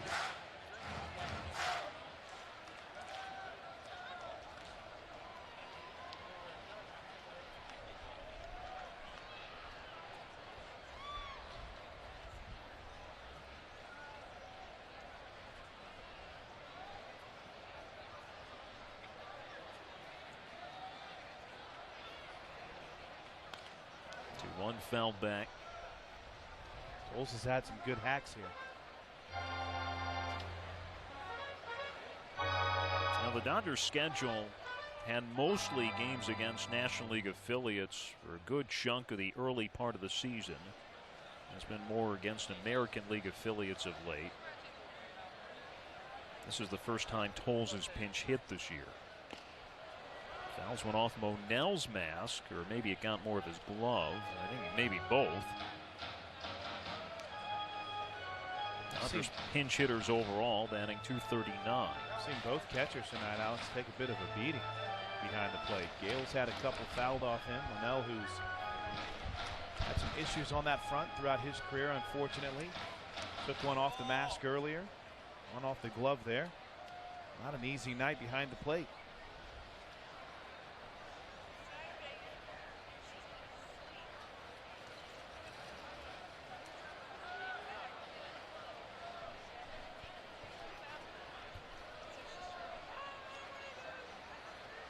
Flexen's pitch grounded towards second. The flip to second for 1. Evans throw to first in time, a double play, and that will end the inning. The Dodgers had 1 run on 2 hits and leave a man on base.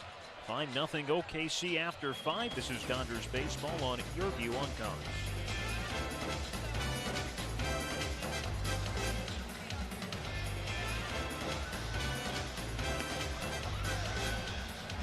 The Dodgers have gone through some obstacles to go to a 5-0 lead tonight here on Superhero Night, presented by Courtyard by Marriott. So they do the dizzy bat race. I think it's fair to say they've jumped through a few hoops too. All right, that's just bad. Pat Vendetti is the new pitcher. Now he does pitch right. He also pitches left. And I imagine we'll see him. He will pitch right to the first 2 batters here. And he could choose to do either with Ty Kelly coming up 3rd here in this inning. So Moscoso goes 5 scoreless. Good job by him, especially off that rough outing last time out. Allowed 4 hits and 2 walks and 4 strikeouts. 89 pitches in the start. And again drove in 3 runs to double his career total. Evans will be the first to bat here in the 6th. He's 0 for 2 tonight. Grounded out and struck out. Vendetti will pitch from the right side. Evans laces it foul.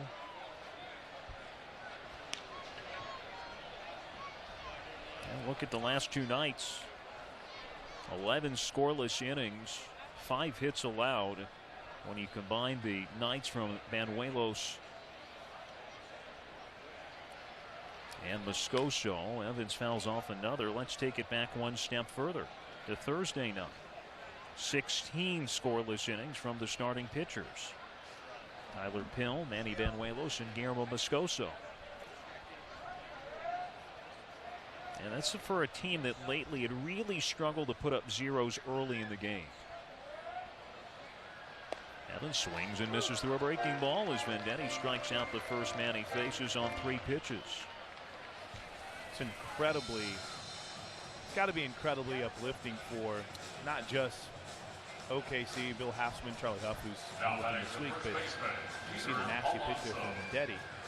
It's got to go all the way up the organization to see the way that the starting pitcher pitching has solidified itself here in Oklahoma City. Got to make everyone feel good. This pitch to Alonso misses outside. He's 0 for 2 in this AAA debut. A strikeout and is lined into a double play.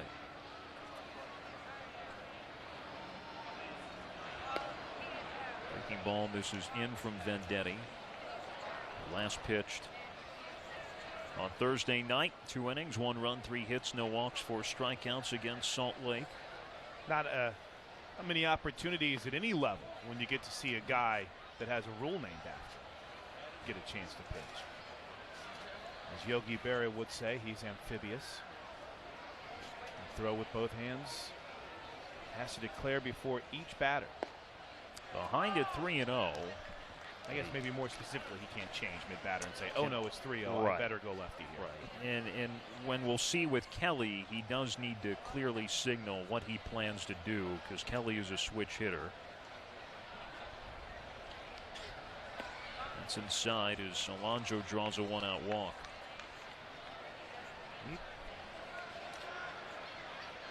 Let him know that he throws left-handed here. Only Kelly, the switch hitter, bat right.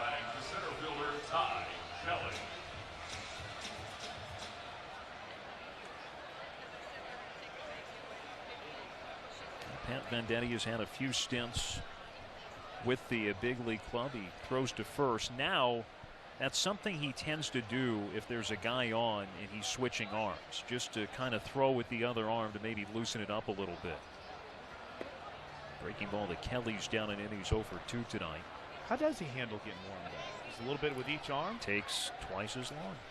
And he throws twice as much. Has 2 different throwing partners that he goes with in the afternoon. Kelly takes a strike.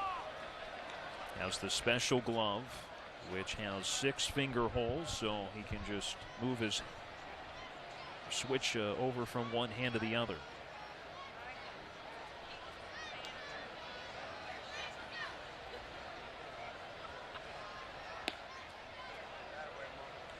He's also appeared in the major leagues with Oakland, Seattle, and Toronto. The 32-year-old from Omaha, Nebraska.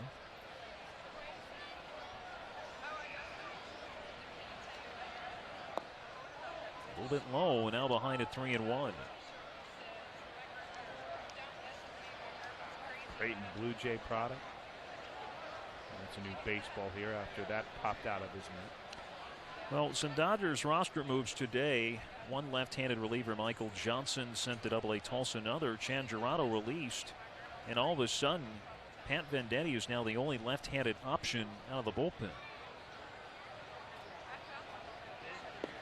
That pitch is inside. He's walked back-to-back batters now. Hale's going to go out to talk. We saw Chad Gerardo last night and bringing up those thin numbers with lefties in the bullpen, with how specialized, again, not breaking any news here, but how specialized matchups have become even more. That it's got to be a challenge for Bill Hassel. Well, and especially with a left-handed heavy lineup in Las Vegas tonight. We're going to left-left matchup here with Vendetti and McNeil. Now walks to Alonso and Kelly, put 2 on with 1 out in the 6th. McNeil fouls back the first pitch. He has walked and flied out tonight.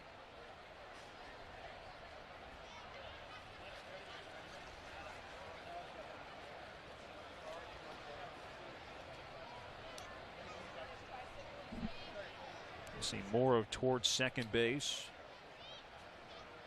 Breaking balls outside.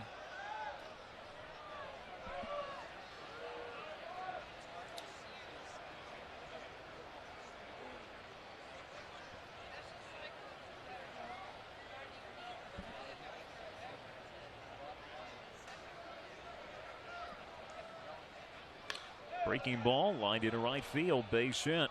Alonso's going to be stopped, and the bases are going to be loaded for Christian Colon. 3 straight reaching base here. Francesco over at third waited to the last moment to decide whether or not he was going to hold or send the runner. Pretty good job out in left field by Garlick to get it back in quickly. Bill Hasselman's going to make a mound visit. Not too often we see 3 straight reach base against Pat Venditti with the season he's been having. And now Las Vegas, they're a hit or 2 away from really tightening things up here. It's the first time tonight they've had a man at reach third base. And the bases are going to be loaded once play resumes with 1 out, and Colon coming up.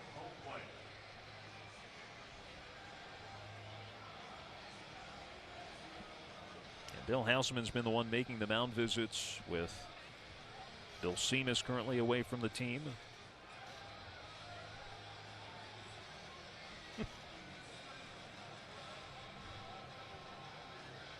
Couple final thoughts from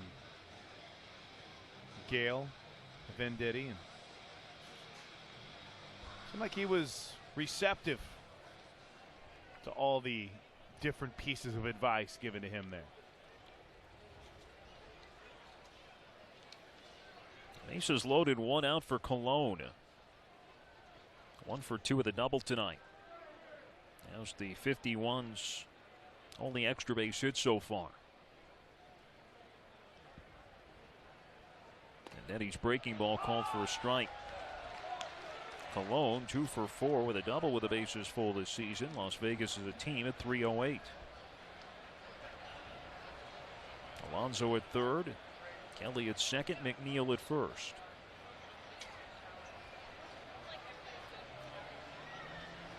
Oh, 1 swing and a miss out in front of a slider for strike 2. Now on deck. And Eddie trying to work his way out of a jam here in the 6th inning.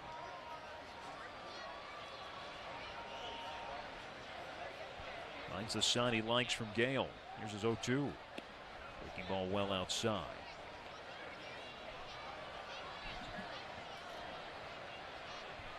Dodger outfield pretty much straight up. Tyrone off the line a bit at first. Well, quite a bit for at first. 1-2. It's outside again.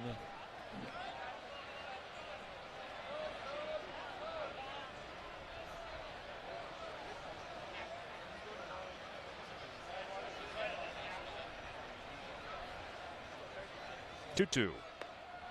Down and away with fastball, and now it's a full count.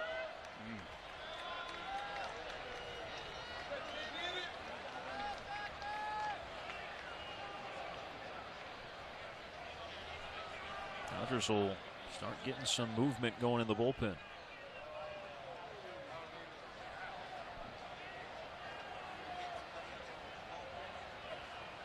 3-2 pitch. Fouled off out of play at the right side.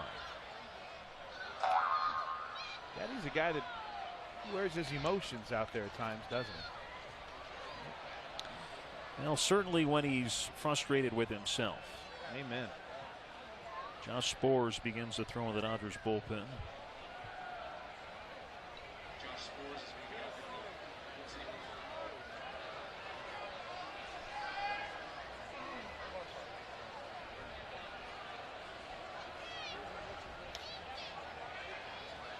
Three-two. Hit in the air right side towards the seats. Scarlett giving chase, but it's out of play.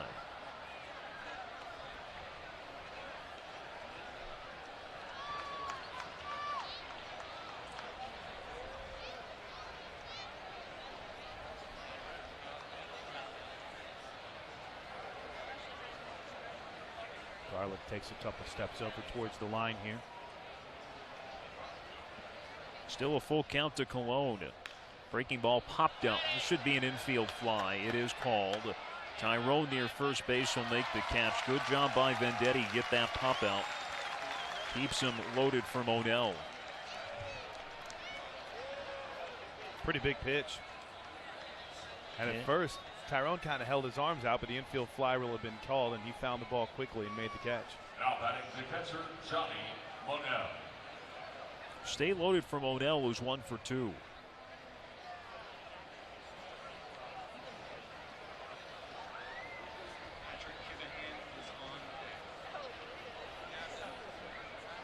Vendetti now pitching left against the left-handed hitter. Pitch is down and in. Pitcher spot is due up next. It is Patrick Kivlahan, who is getting ready on deck.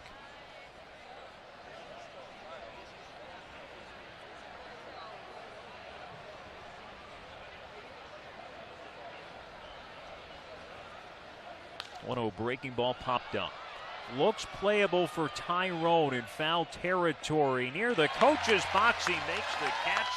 And Vendetti gets back-to-back pop outs to get out of the bases loaded jam. To the 51s, leave 3 on base. The Dodgers maintain a 5-0 lead. This is Dodgers baseball on your view on Cox.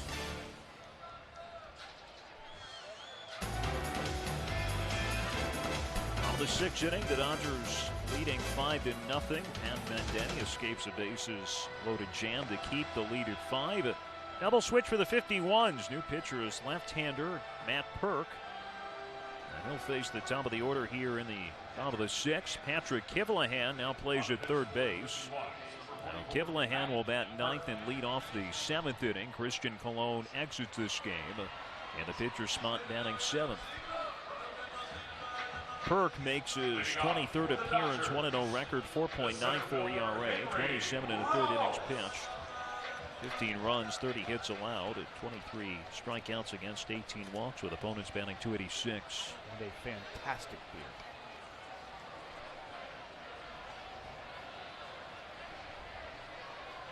Ramos will be the first to face the lefty Perk. Switch hitter bounced with the right side. Last night had hits from both sides of the plate. One into the right field corner early from the left side of the plate. Smashed one into the left field corner. See if we can get another leadoff hitter aboard here for the Dodgers, Alex. That's kind of been our strength this evening. Well, reached in 4 of 5 innings tonight. Chris Flexen went 5 innings, gave up 5 runs on a season high 11 hits, had 4 walks, 4 strikeouts.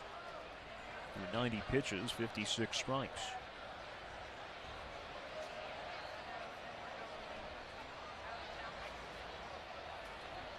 One and chopped to short. 2 bounces to Evans. Goes to first for the first down.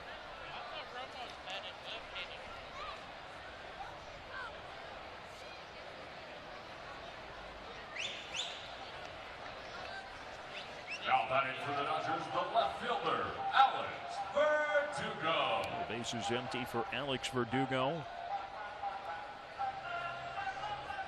1 for 3 with a double tonight.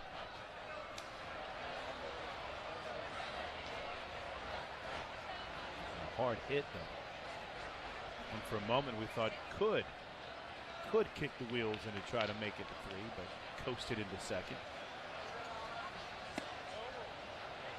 It's the first high and tight. Just can't say enough about how calm, relaxed this guy seems in the batter's box. There is not much from an aesthetic perspective that seems to concern him at all. Makes a fastball for a strike. Elsewhere in the PCL, New Orleans beats Sacramento 4-3. Sandy Alcantara got his 5th win. Javi Guerra, the former Dodger, the save. Orlando Caliste connecting a home run for the River Cats, his 9th. Fooled by a pitch down and away.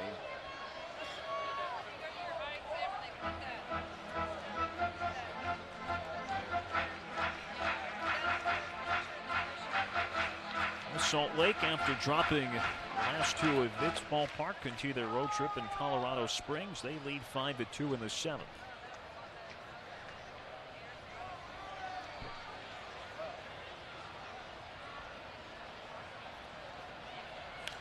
1-2 is fouled off on a play behind the plate. It's 2 nights ago Alex Verdugo fouled a pitch back that hit off the windows here in the broadcast booth and created a spider web of sorts. You think he had a play on it at first whenever it started rolling back here? No. This is my 7th season here. A breaking ball hit in the air to left field. Borenstein into his right, slowing down to make the catch. Because these windows are not very wide. And there's only been one time a ball has come into the booth. 7 years. That was a map of the game. Or even the at-bats. Statistically, you're just saying it's beyond ridiculously rare, right? Correct. Well, we got a broken window courtesy of Verdugo and a shot from 2 nights ago.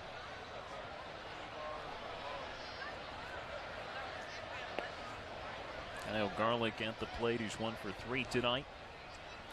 Iowa Tacoma in a 2-2 tie in the, or excuse me, a 3-2 Iowa lead in the 8th. It's out in the Northwest. David Bodie is homered for Iowa. Victor Caratini's hit 2. So all 3 Iowa runs on solo homers.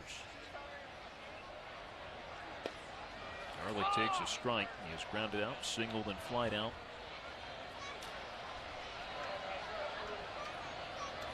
First time all night, the first 2 Dodgers of an inning have been retired.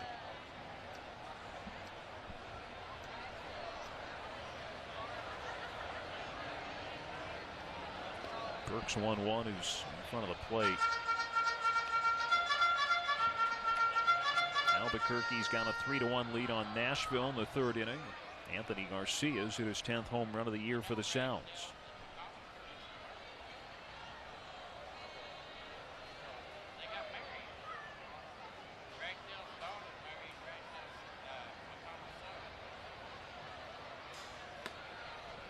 This is high for ball 3. El Paso is raced out to an 8-0 lead in the 4th inning at home against Memphis. Carlos Asuaje with his first home run with the Chihuahuas.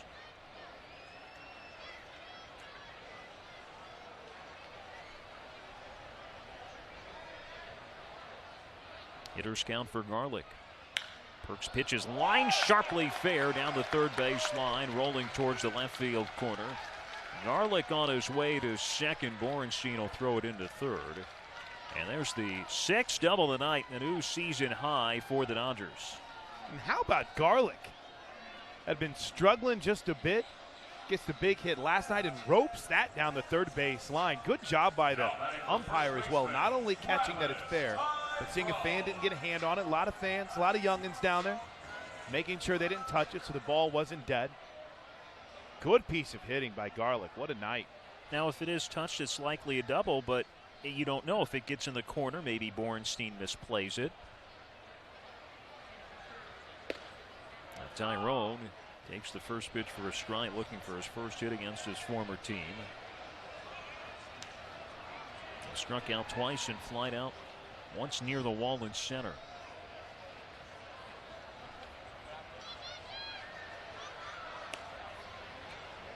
Travis Tyrone, between the 2015 and 2017 seasons, 381 games at a 51's uniform.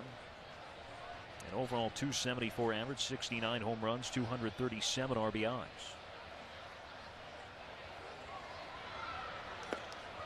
Now in front of an off-speed pitch. Him and Tyler Pill, 2 guys who spent a long chunk of their career in the Mets organization, and a good part of that in Las Vegas. Now Pill is scheduled to start the series finale on Tuesday morning in that summer camp field trip game. Tyrone bounces one foul down the 3rd base line.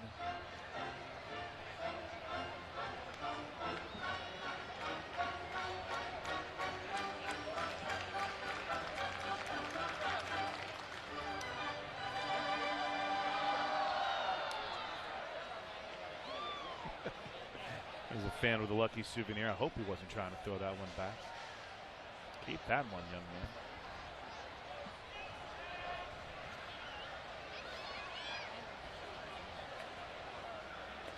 Tyrone swings and misses. The ball gets by Monell, however. Perk will cover home. There's no play for Monell at first. Now Perk realized, well, I better get to the plate or else Garlick would have had a chance to score.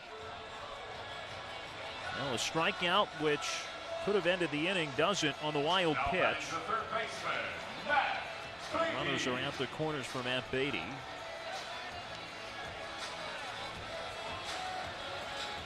Beatty will look for his 4th hit tonight.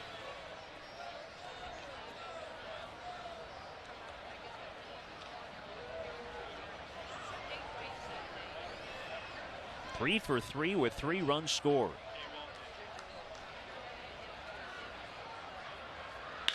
And he's going to have his 4th hit with a line drive to right center. Garlick scores. Tyrone heading to 3rd. Beatty's going to try for 3. The throw off line. And Matt Beatty is 4 for 4 with 2 doubles tonight.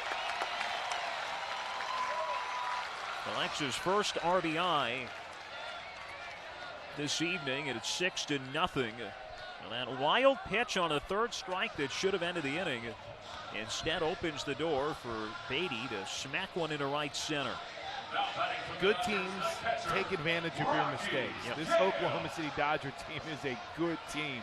And when you make a mistake like the 51s did, allowing Tyrone to reach when he had struck out, they take advantage of it. And what a night from Matt Beatty. My goodness. Pitch to Gale, called for a strike. Rocky Gale's 2 for 3 with 2 doubles, so the doubles just keep on coming. Now 7 tonight. Gale struck out his last time up, but it came in a 9-pitch at bat. Check swing, rolls one to the left. Dodgers had none on 2 out this inning. Garlick doubled, and then the wild pitch on the drop 3rd strike to Tyrone before Beatty's double.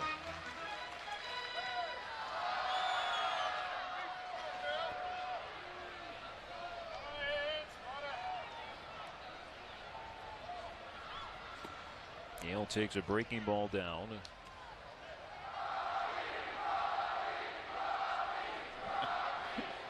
Chance of Rocky piped in.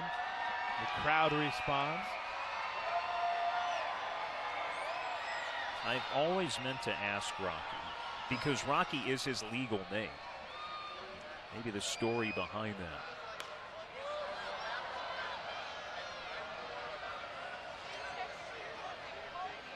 I know this much. He has been on quite the heater tonight. Obviously, Matt Beatty with his 4 hits, but you know, Rocky struck out his last time up. You brought it up, Alex. A couple of extra base hits, an RBI, a run scored. Coming off a big night last night, too. 1-2. Breaking ball hit towards the left side, past a diving Kivlahan to the left. 1 run is in. Beatty chugging to the plate. The tag is on him in time as Borenstein able to throw him out. So it's an RBI single by Beatty, by Gale, but Beatty is thrown out, and he's holding his right hand.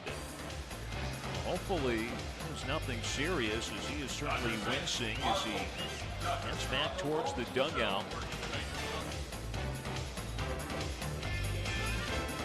Celebrate the 4th of July at Chickasaw Bricktown Ballpark when the Dodgers host the Round Rock Express.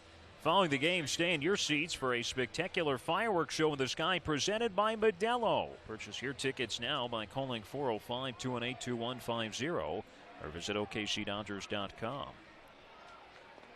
Now, Josh Spores is in the game. He's not the only substitution. Unfortunately, Matt Beatty has left this game as well. Looked like he had hurt his thumb on the slide into the plate.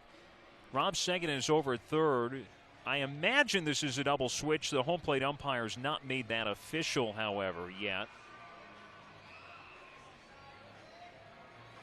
Unless Bill Hasselman already knows this is just going to be 1 inning for Spores. But then again, the Dodgers have already had to use 2 players off the bench already.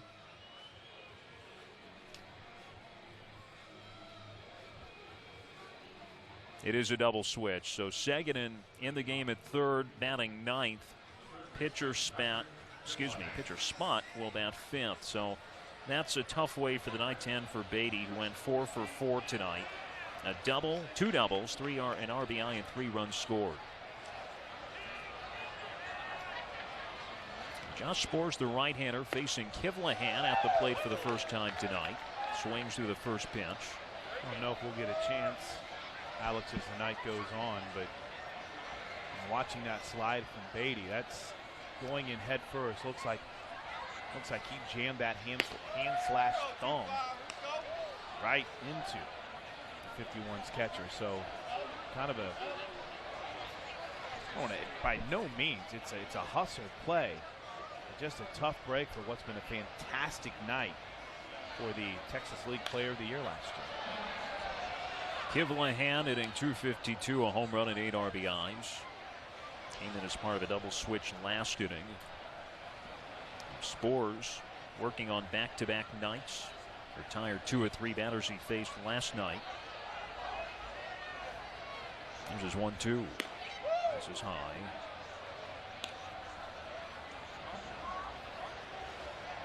Been a good night so far for the Dodgers organization, top to bottom, getting a little bit better up in the show as LA leads the Giants 3-1, bottom of the 7th. They've chased Bumgarner after 6.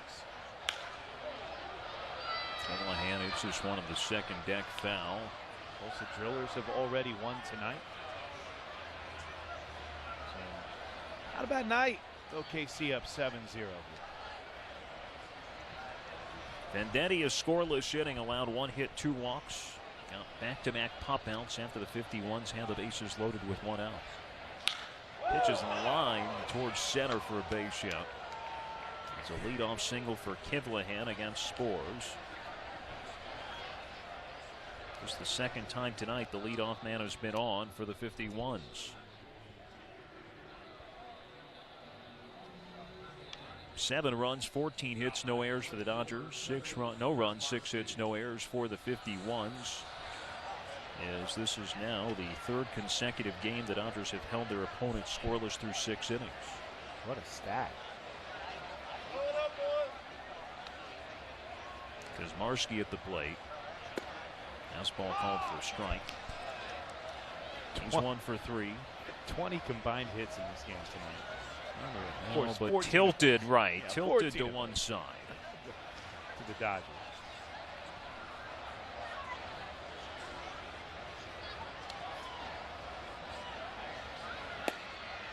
Fastball's a touchdown.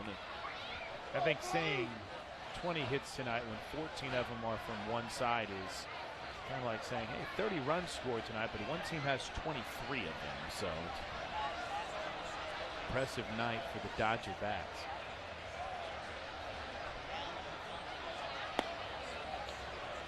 Fastball misses low. Chris, I'm sure you see a lot of games that would fall under that when you do OU softball. Yeah. You look up and you see 18 runs and it's 17-1. 18 combined runs, so make you feel a little better. Something else. That's a strike on the outer part of the plate. As a matter of fact, Patty Gasso and Missy Lombardi are on their way to Japan to help coach the USA potential Olympic softball team, the world team. So best wishes to a diehard Dodger fan and Coach Gasso in her travels. 2-2s hit out of play. You know, the way you started saying that, I thought you were going to say they were here tonight. They would probably want to be. If they could, I know they would. On their way to Japan. Not much of an offseason for Coach Gasso. Not with the rebirth of Olympic softball and getting prepared for 2020, 2022? 2020. Thank you. My math is not good, Alex. Now play to the left side. Kuzmarski is flying out twice and singled. A little activity in the Vegas pen. Not anything too serious yet.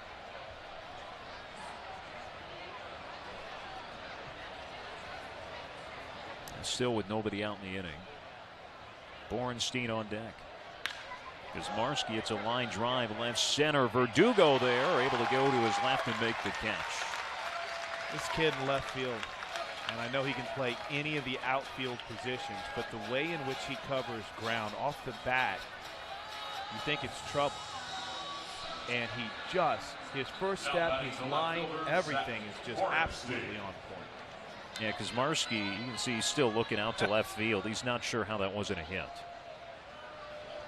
Now, Kivlahan realized it. Uh-oh. And also in that, too, you give credit to Bill Hasselman and his staff who had him positioned in a great spot against a strong lefty. Borenstein swings for the first pitch. He's 1 for 2 with a walk tonight. What's up, Bricks? He might be the most popular guy in the place tonight. Not might be. Always is. Him and Brooklyn.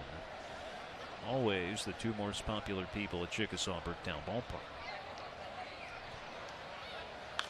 Borenstein hits one on a play towards our way. You were mentioning the role he played for Team Israel the last time up in their improbable run to the 2017 World Baseball Classic. March of 2017. He was their starting right fielder. Had 3 extra base hits as Israel went 4-2. As you mentioned, they're working on a documentary that his older brother is producing. Wow. Spores lets one go high. The wild pitch will put Kivlahan at second.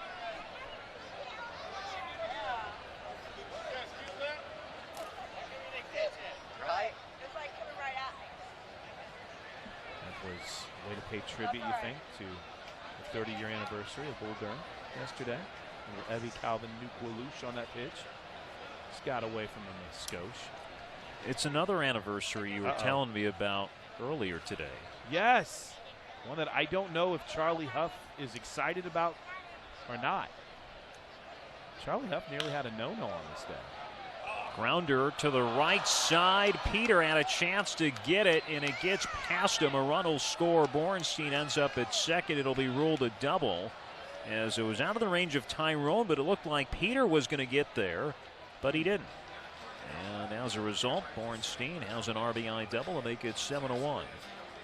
Couldn't have put the ball in a more challenging place to try to make a play.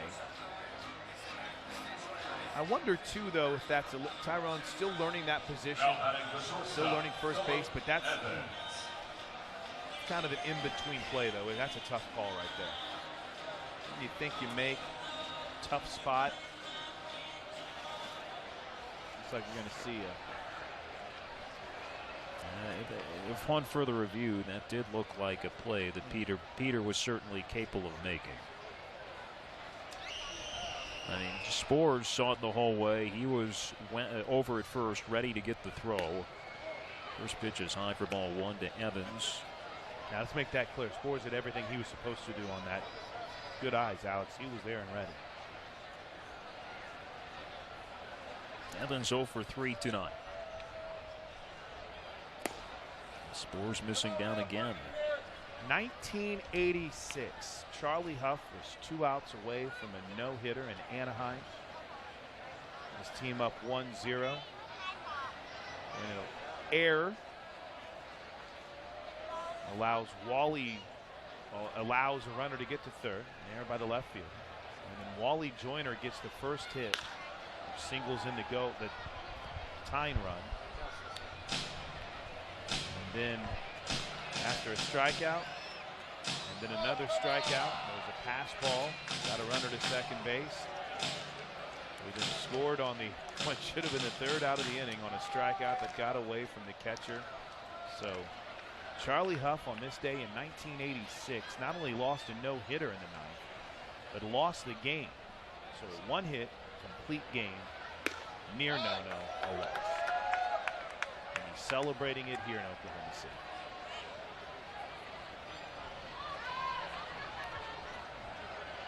It's now 2-2 to Evans after he cut through a Spores fastball.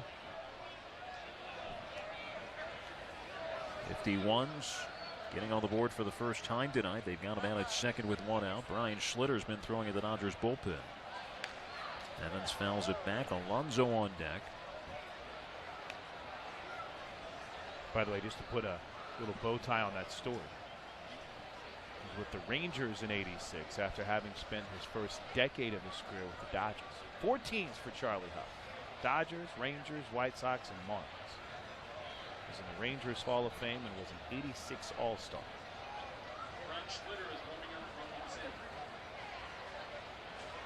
2-2 to Evans.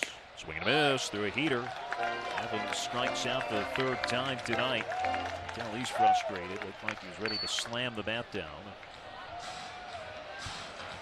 2 down for Alonso. Thinking about that play too by Peter at second. That's one of those challenges for the official scorekeeper as well. You know, do you rule that an error? They gave him a hit on it. It's a tough call, 7th hit of the game for Las Vegas, but that's a challenge, and it looks like we have a pitching change. Bill Hasselman out to the mound, but again, he's been the one just doing the regular mound visits too. So discussing things here with Josh Sborz, and there's the signal though, so we do get the pitching change. So we've got 2 away here in the top of the 7th inning. The Dodgers leading 7-1 as Vegas trying to keep chipping into the deficit. This is Dodgers baseball and your view on Cubs.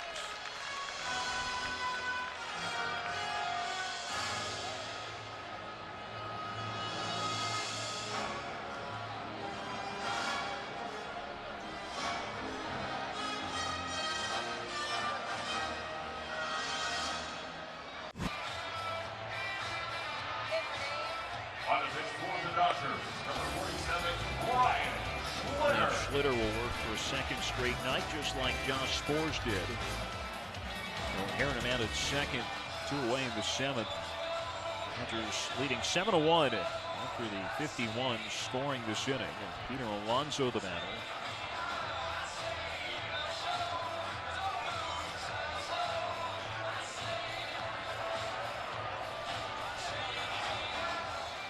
Schlitter's 28th appearance of the year ties him with Joe Broussard for the team lead.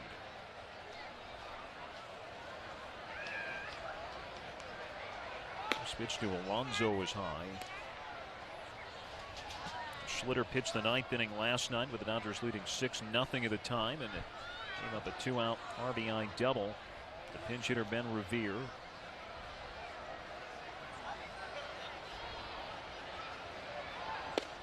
Alonso takes inside. Sborz still responsible for the runner at second. The inning started with a base hit by Kivlehan. As Marsky lined out to left, Borenstein with the RBI double, a grounder that just squeaked through the right side of the infield. And then Evans struck out.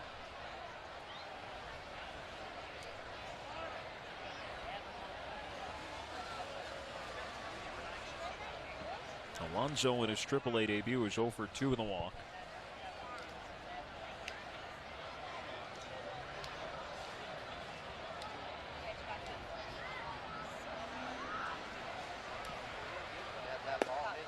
From Schlitter called for a strike.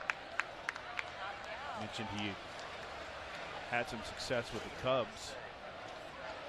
He went to Japan. Stat that blew my mind is big and strong as he is, his strikeout rate down to just 8.6%. Well, there's a reason for that. Chopper to the right side. You're seeing part of it is the strength of his sinker, and the throw to first is in time. And in Japan, most of those hitters are not, all into launch. That's why he didn't have strikeouts. But he gets an out and keeps the 51s at 1. We'll send it to PA announcer Jared Gallagher for the 7th inning stretch in the singing of Oklahoma. Dodgers fans, get on your feet and join along as we sing "Take Me Out to the Ball Game."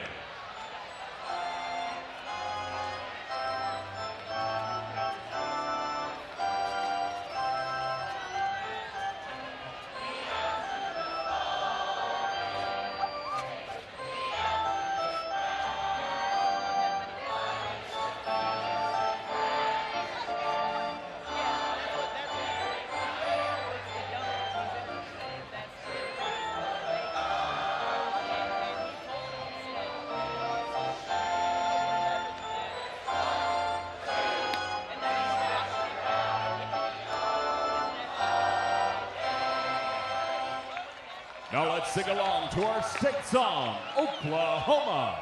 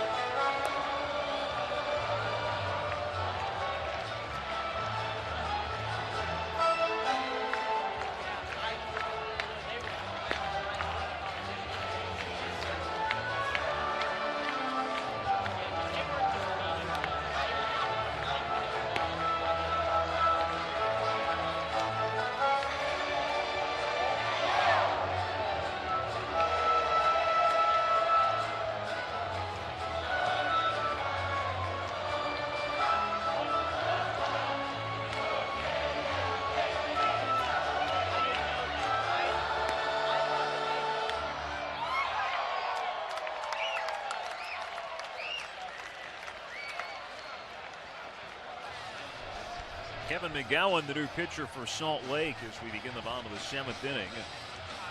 Dodgers in front, 7-1 of the series opener. Now, as good as the Dodgers have been, the series openers have given them some trouble of late. But in good position here tonight in the late innings. First man McGowan will face is Jake Peter. Peter takes a strike. Peter tonight, 1 for 2 with a walk and a run scored. This is McGowan's 18th appearance. 2-1. Now in front of him. Off-speed pitch for strike 2. 34 2/3 innings, 36 strikeouts, 13 walks. Opponents batting .308.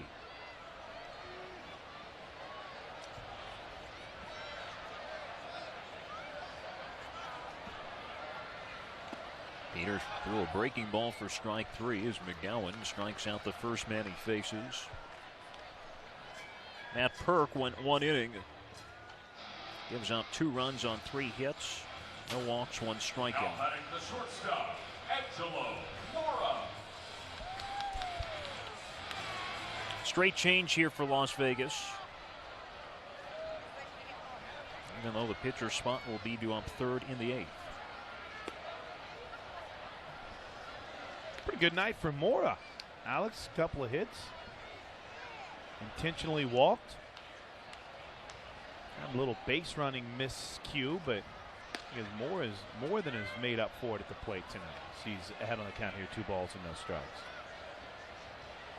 The OBP getting a nice boost.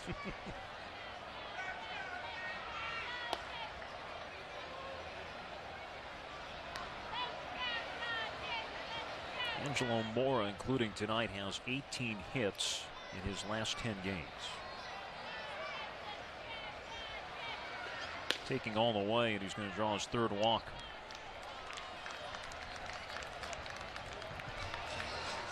Might have been a pretty good sign, that shot of the Dodger dugout with Matt Beatty, who as Rob Seguin gets ready to dig in. Obviously didn't have any ice, or didn't seem like any wrap on that thumb, so kind of a scary moment that led to him leaving the game early, and Rob Seguin digging in might not have been as concerning as first feared. Seguin takes a strike. He bats for the first time tonight. .218 average, 3 homers, 15 RBIs. Watching Beatty leaning, he's just kind of reenacting the play for a couple of guys. So good sign after an incredible night. See if Seguin can follow in the line of the 3rd base position tonight, which was 4 for 4. Seguin yesterday, 2 for 3, an RBI and a run scored when he played a very good shortstop. Foul tip on that swing, and talked to him today, and I said, when's the last time you played 2 consecutive games at shortstop? And he said, I'm not really sure, maybe 8th grade. Pretty much since he got to high school at 3rd baseman.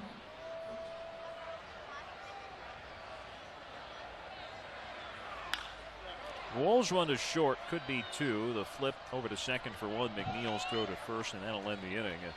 The Dodgers down here in the 7th after the double play. We go to the 8th with the Dodgers leading 7-1. This is OKC Dodgers baseball on Your View on Cox.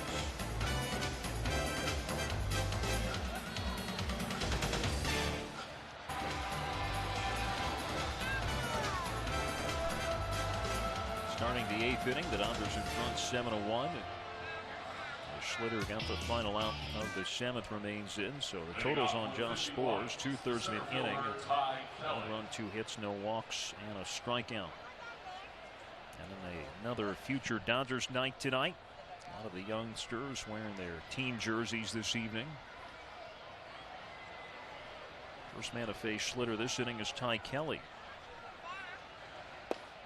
Schlitter fires a strike.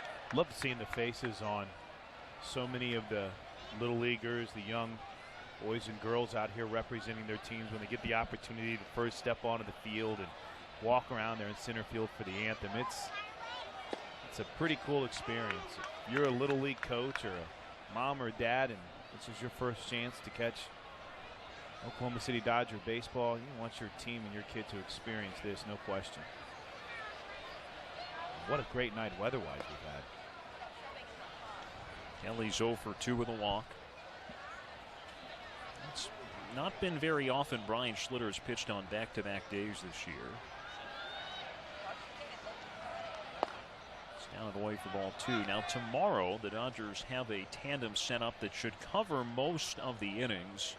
Daniel Corsino will start after being optioned by the LA Dodgers. Drew Hutchison, recently signed as a free agent, will follow him.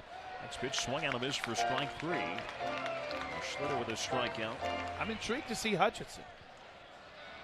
I'm curious to see what he has and how he might be used. Had been in the Philadelphia Phillies bullpen for the first 2 months of the season. Got designated for assignment. Outrighted off the 40-man roster. Had the right to elect the minor league assignment. And then signed a minor league deal with the Dodgers recently. McNeil bounces one towards the middle, more to his left, across the bag, throws to first on the move for the out. What range by Mora. He fielded that almost on the second base side of the bag.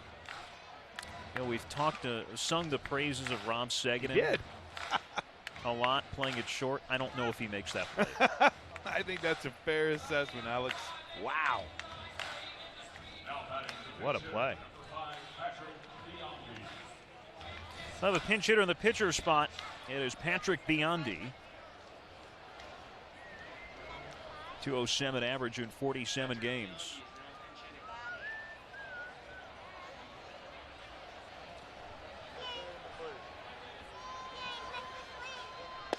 Biondi, a left-handed hitter, takes the first pitch for a strike.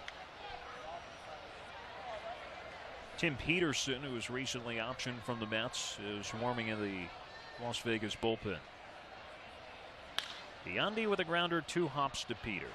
At the hip, goes to first, and it's a quick and easy 1-2-3 inning for Schlitter. Bottom of the 8th comes up. Dodgers in front 7-1. This is OKC Dodgers baseball on Your View on Cox.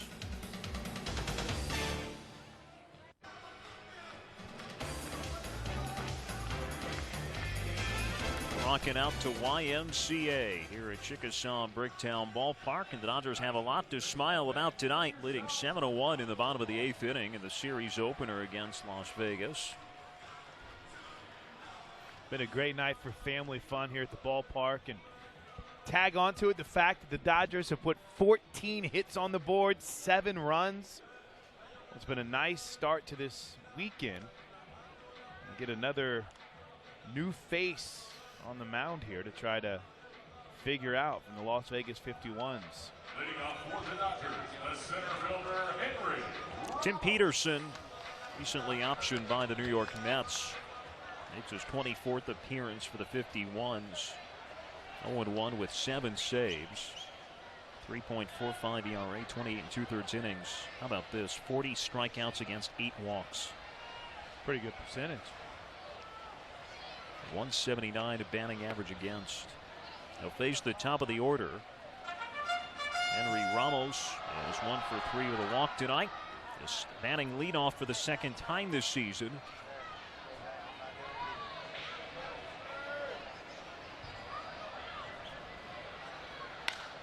Grounds one left side. Diving stop made by Evans, but his throw not going to be in time.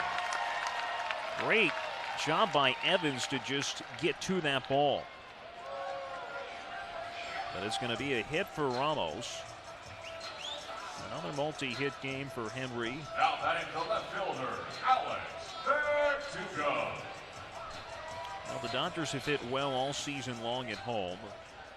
That was their 15th hit tonight. This is their 33rd home game and their 8th now with 14 or more hits.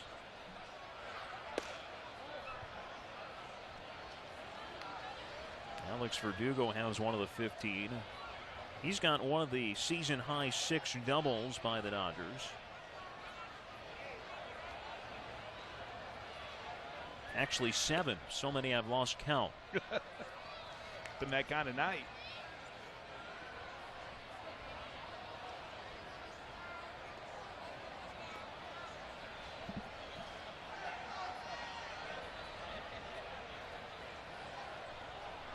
Tim Peterson delivers a strike. He's also made 3 appearances for the New York Mets, and he's done well up in the big leagues this year. 1 run allowed in 4 1/3 innings, 4 strikeouts.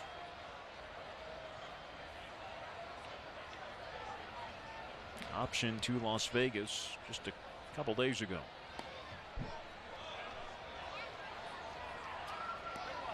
University of Kentucky product, a 12th round or 20th round pick of the Mets in 2012.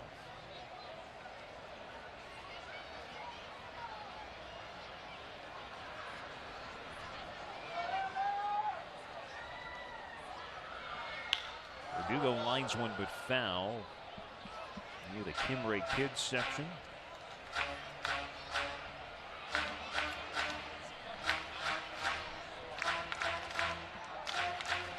He's been fun to watch. He's had a great career already. Pretty good season and put on a show for the fans here tonight. In the field and in the batter's box. Ramos goes, the pitch is lined into right. Ramos will head to third. He's being waved around. And the throw coming in, it's going to be cut off by McNeil. The 8th double of the night by the Dodgers. It's an RBI double by Verdugo and an 8-1 Dodgers lead. It's just smooth. I feel like I need to be Googling adjectives for awesome and in order to try to describe what Alex Verdugo has not only done at the plate, but tonight, but throughout his career. And when Vegas brought in Peterson, you brought up the incredible numbers that Tim's had throughout his career, especially this year. He was going to throw some strikes. Both Ramos and Verdugo taking advantage of it. Garlick swinging the first pitch, pops it up behind the plate. Monell towards the screen, and it's out of play.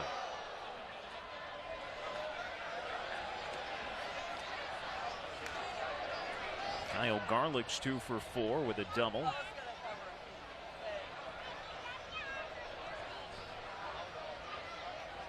Five players, including Garlick, with multi-hit games tonight. 16 as a team. And it is just yet another tough night for this Las Vegas pitching staff. Sky-high pop-up into shallow right. McNeil shuffles to his right to make the catch. You brought it up earlier. It is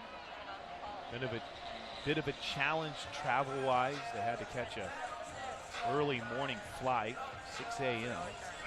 Weren't able to send out Chris Flexen, their starter, earlier because his flight got canceled.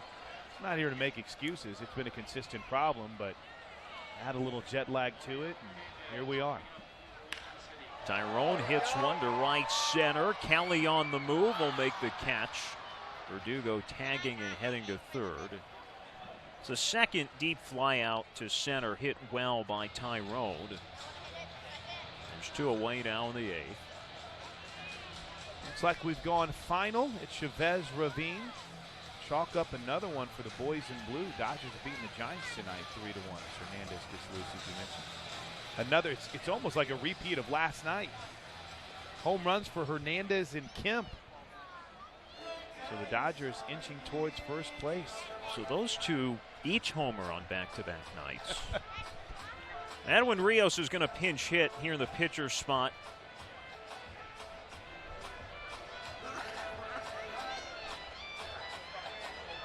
The Dodgers up by 7 here in the 8th. Rios comes off the bench. Only Alex Berg now available. Well, this spot in the order, Matt Beatty going 4 for 4. And we'll see if the 5th spot can work its magic again with Rios up. Rios last night, 2 for 4. RBI and 2 runs scored.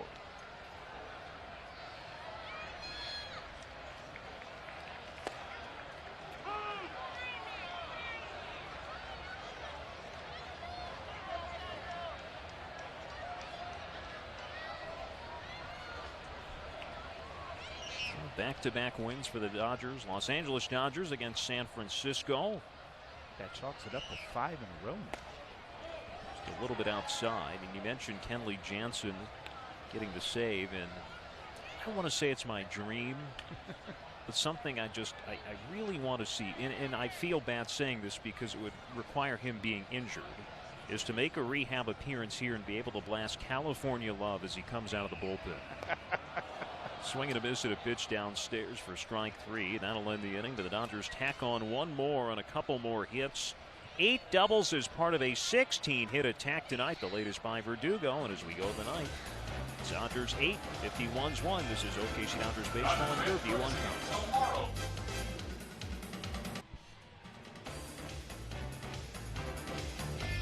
A lot of excitement for the Dodgers fans this evening in this 8-1 lead against Las Vegas. Over 11,000 on hand tonight. Back-to-back sellouts here at Chickasaw Bricktown Ballpark. Crowd has thinned out a bit. Ariel Hernandez, the new pitcher for the Dodgers, rejoined the team from AA Tulsa today. It's his second stint with OKC. He'll face Monel, Kivlahan, and Kuzmarski here in the ninth.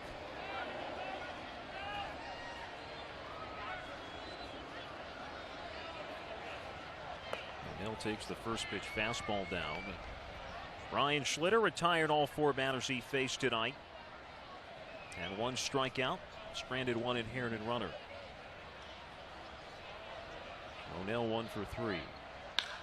Sharp grounder, 1 hop and a tricky hop, and a good adjustment made by Peter to love the 1 hopper and throw to first for the first out. Got some deserved kudos from Mora on that one.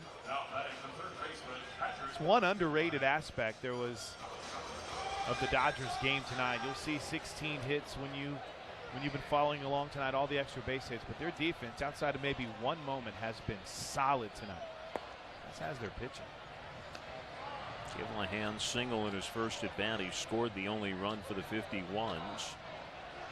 The Dodgers have held Las Vegas 2 for 11 with men in scoring position tonight. The last 5 games, Kivlahan swings and misses. Opponents are now 6 for 46. Wow, 94 miles an hour. The stuff for Ariel Hernandez, as we learned earlier this year, is not the question. It is whether he can command it. Rounder to short. Moore is up with this. Quickly throws to first, and there's 2 outs here in the ninth. But the Dodgers traded for Hernandez early in this year after he had been designated for assignment by Cincinnati. He is a member of the Dodgers 40-man roster. Made his major league debut last year with the Reds. And he's gotten 2 quick groundouts to start off the ninth. Kuzmarski batting for the 5th time this evening. Hernandez misses in. Hernandez, a 26-year-old right-hander from the Dominican Republic.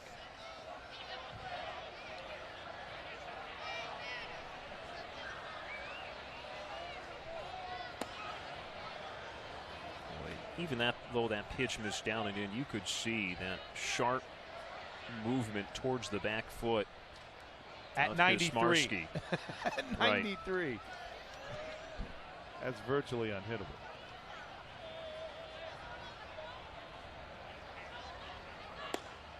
That's good for a strike in the inner part of the plate.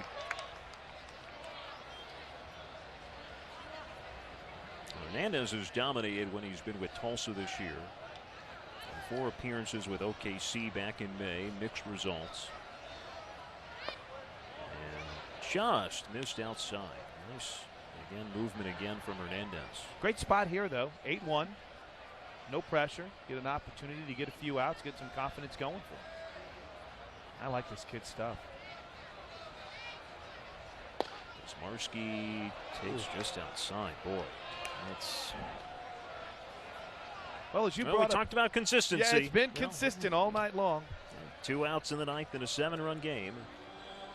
Now batting the left fielder, Zach Borenstein. Charlie Huff and Bill Houseman chatting things over.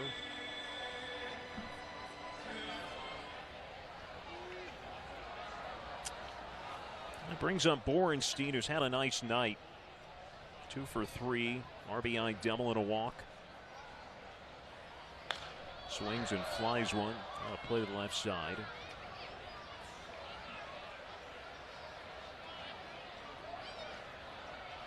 If the Dodgers can get this final out, they'll get their 40th win of the season and would go 16 games above 500, which ties their high water mark on the year.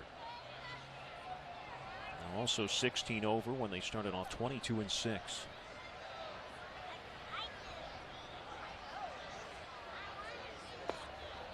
Breaking balls a little bit outside.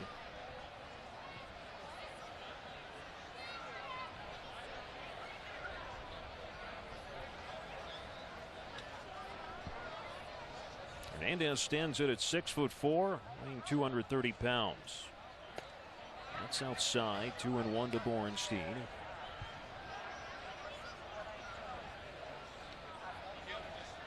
Dodgers have only given up 1 run again.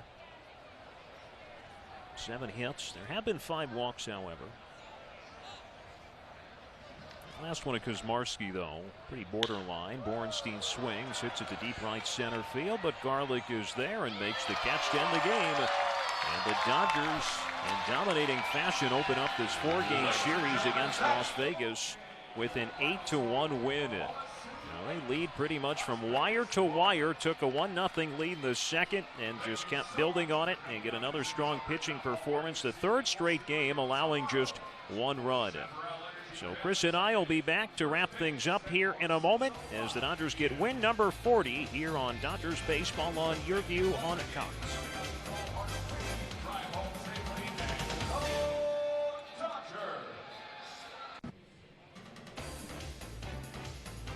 On Marvel Superhero Night, the Dodgers fly past Las Vegas 8-1, and they improve to 40 and 24 on the year. The 51s falling to 28 and 41, and now a 26-7 home record for the Dodgers here at Chickasaw Bricktown Ballpark. 8 runs, 16 hits, no errors for the Dodgers tonight. 9 runners on base for the 51s, 1 run, 7 hits, no errors, leaving 10 on. Winning pitcher was Guillermo Moscoso after, again, a really tough start in Fresno. Bounces back with 5 scoreless tonight. He also had 3 RBIs at the plate, which included a 2-run bases-loaded double. Moscoso 5 scoreless, 4 hits, 2 walks, and 4 strikeouts to improve to 3-4. Chris Flexen got the loss to 4-6. 5 innings pitched, 5 runs, a season high, 11 hits with 4 walks and 4 strikeouts. There was no save tonight. And again, the Dodgers pile up 16 hits, half of which were a season high 18 doubles on the night. And they go 6 for 18 with men in scoring position. Now the Dodgers open up this 4-game series with the win. And I'll turn it over to my partner, Chris Blank, for his final thoughts on tonight's victory. Well, Guillermo Moscoso chased away a couple of demons, if you will, getting his first win over the Las Vegas 51s. Had never beaten them in his career before. How about this for the Oklahoma City Dodgers? They improve on the season now to 6-0 at home on Saturday nights. This team is now 8-3 this season on Saturday nights. And what more can you say about the job that, I mean, just top to bottom in this lineup, but for me personally, it was Matt Beatty. Here's a guy that had four hits, 2 of those extra base hits, scored 3 runs, left the game with a bit of an injury, but from the shots we saw of the dugout late, looks like he's going to be okay. An incredible night, not just for this lineup, but Beatty coming back after a day off. What a way to start a series. What a win tonight for the Dodgers. Yeah, the Dodgers win this one by a final count of 8-1. The Dodgers continue their series against the 51s tomorrow at Chickasaw Bricktown Ballpark. Tickets are just $9 plus a Chaparral Energy Family Sundays here at the Brick. Purchase your tickets now by calling 405-218-2150. Visit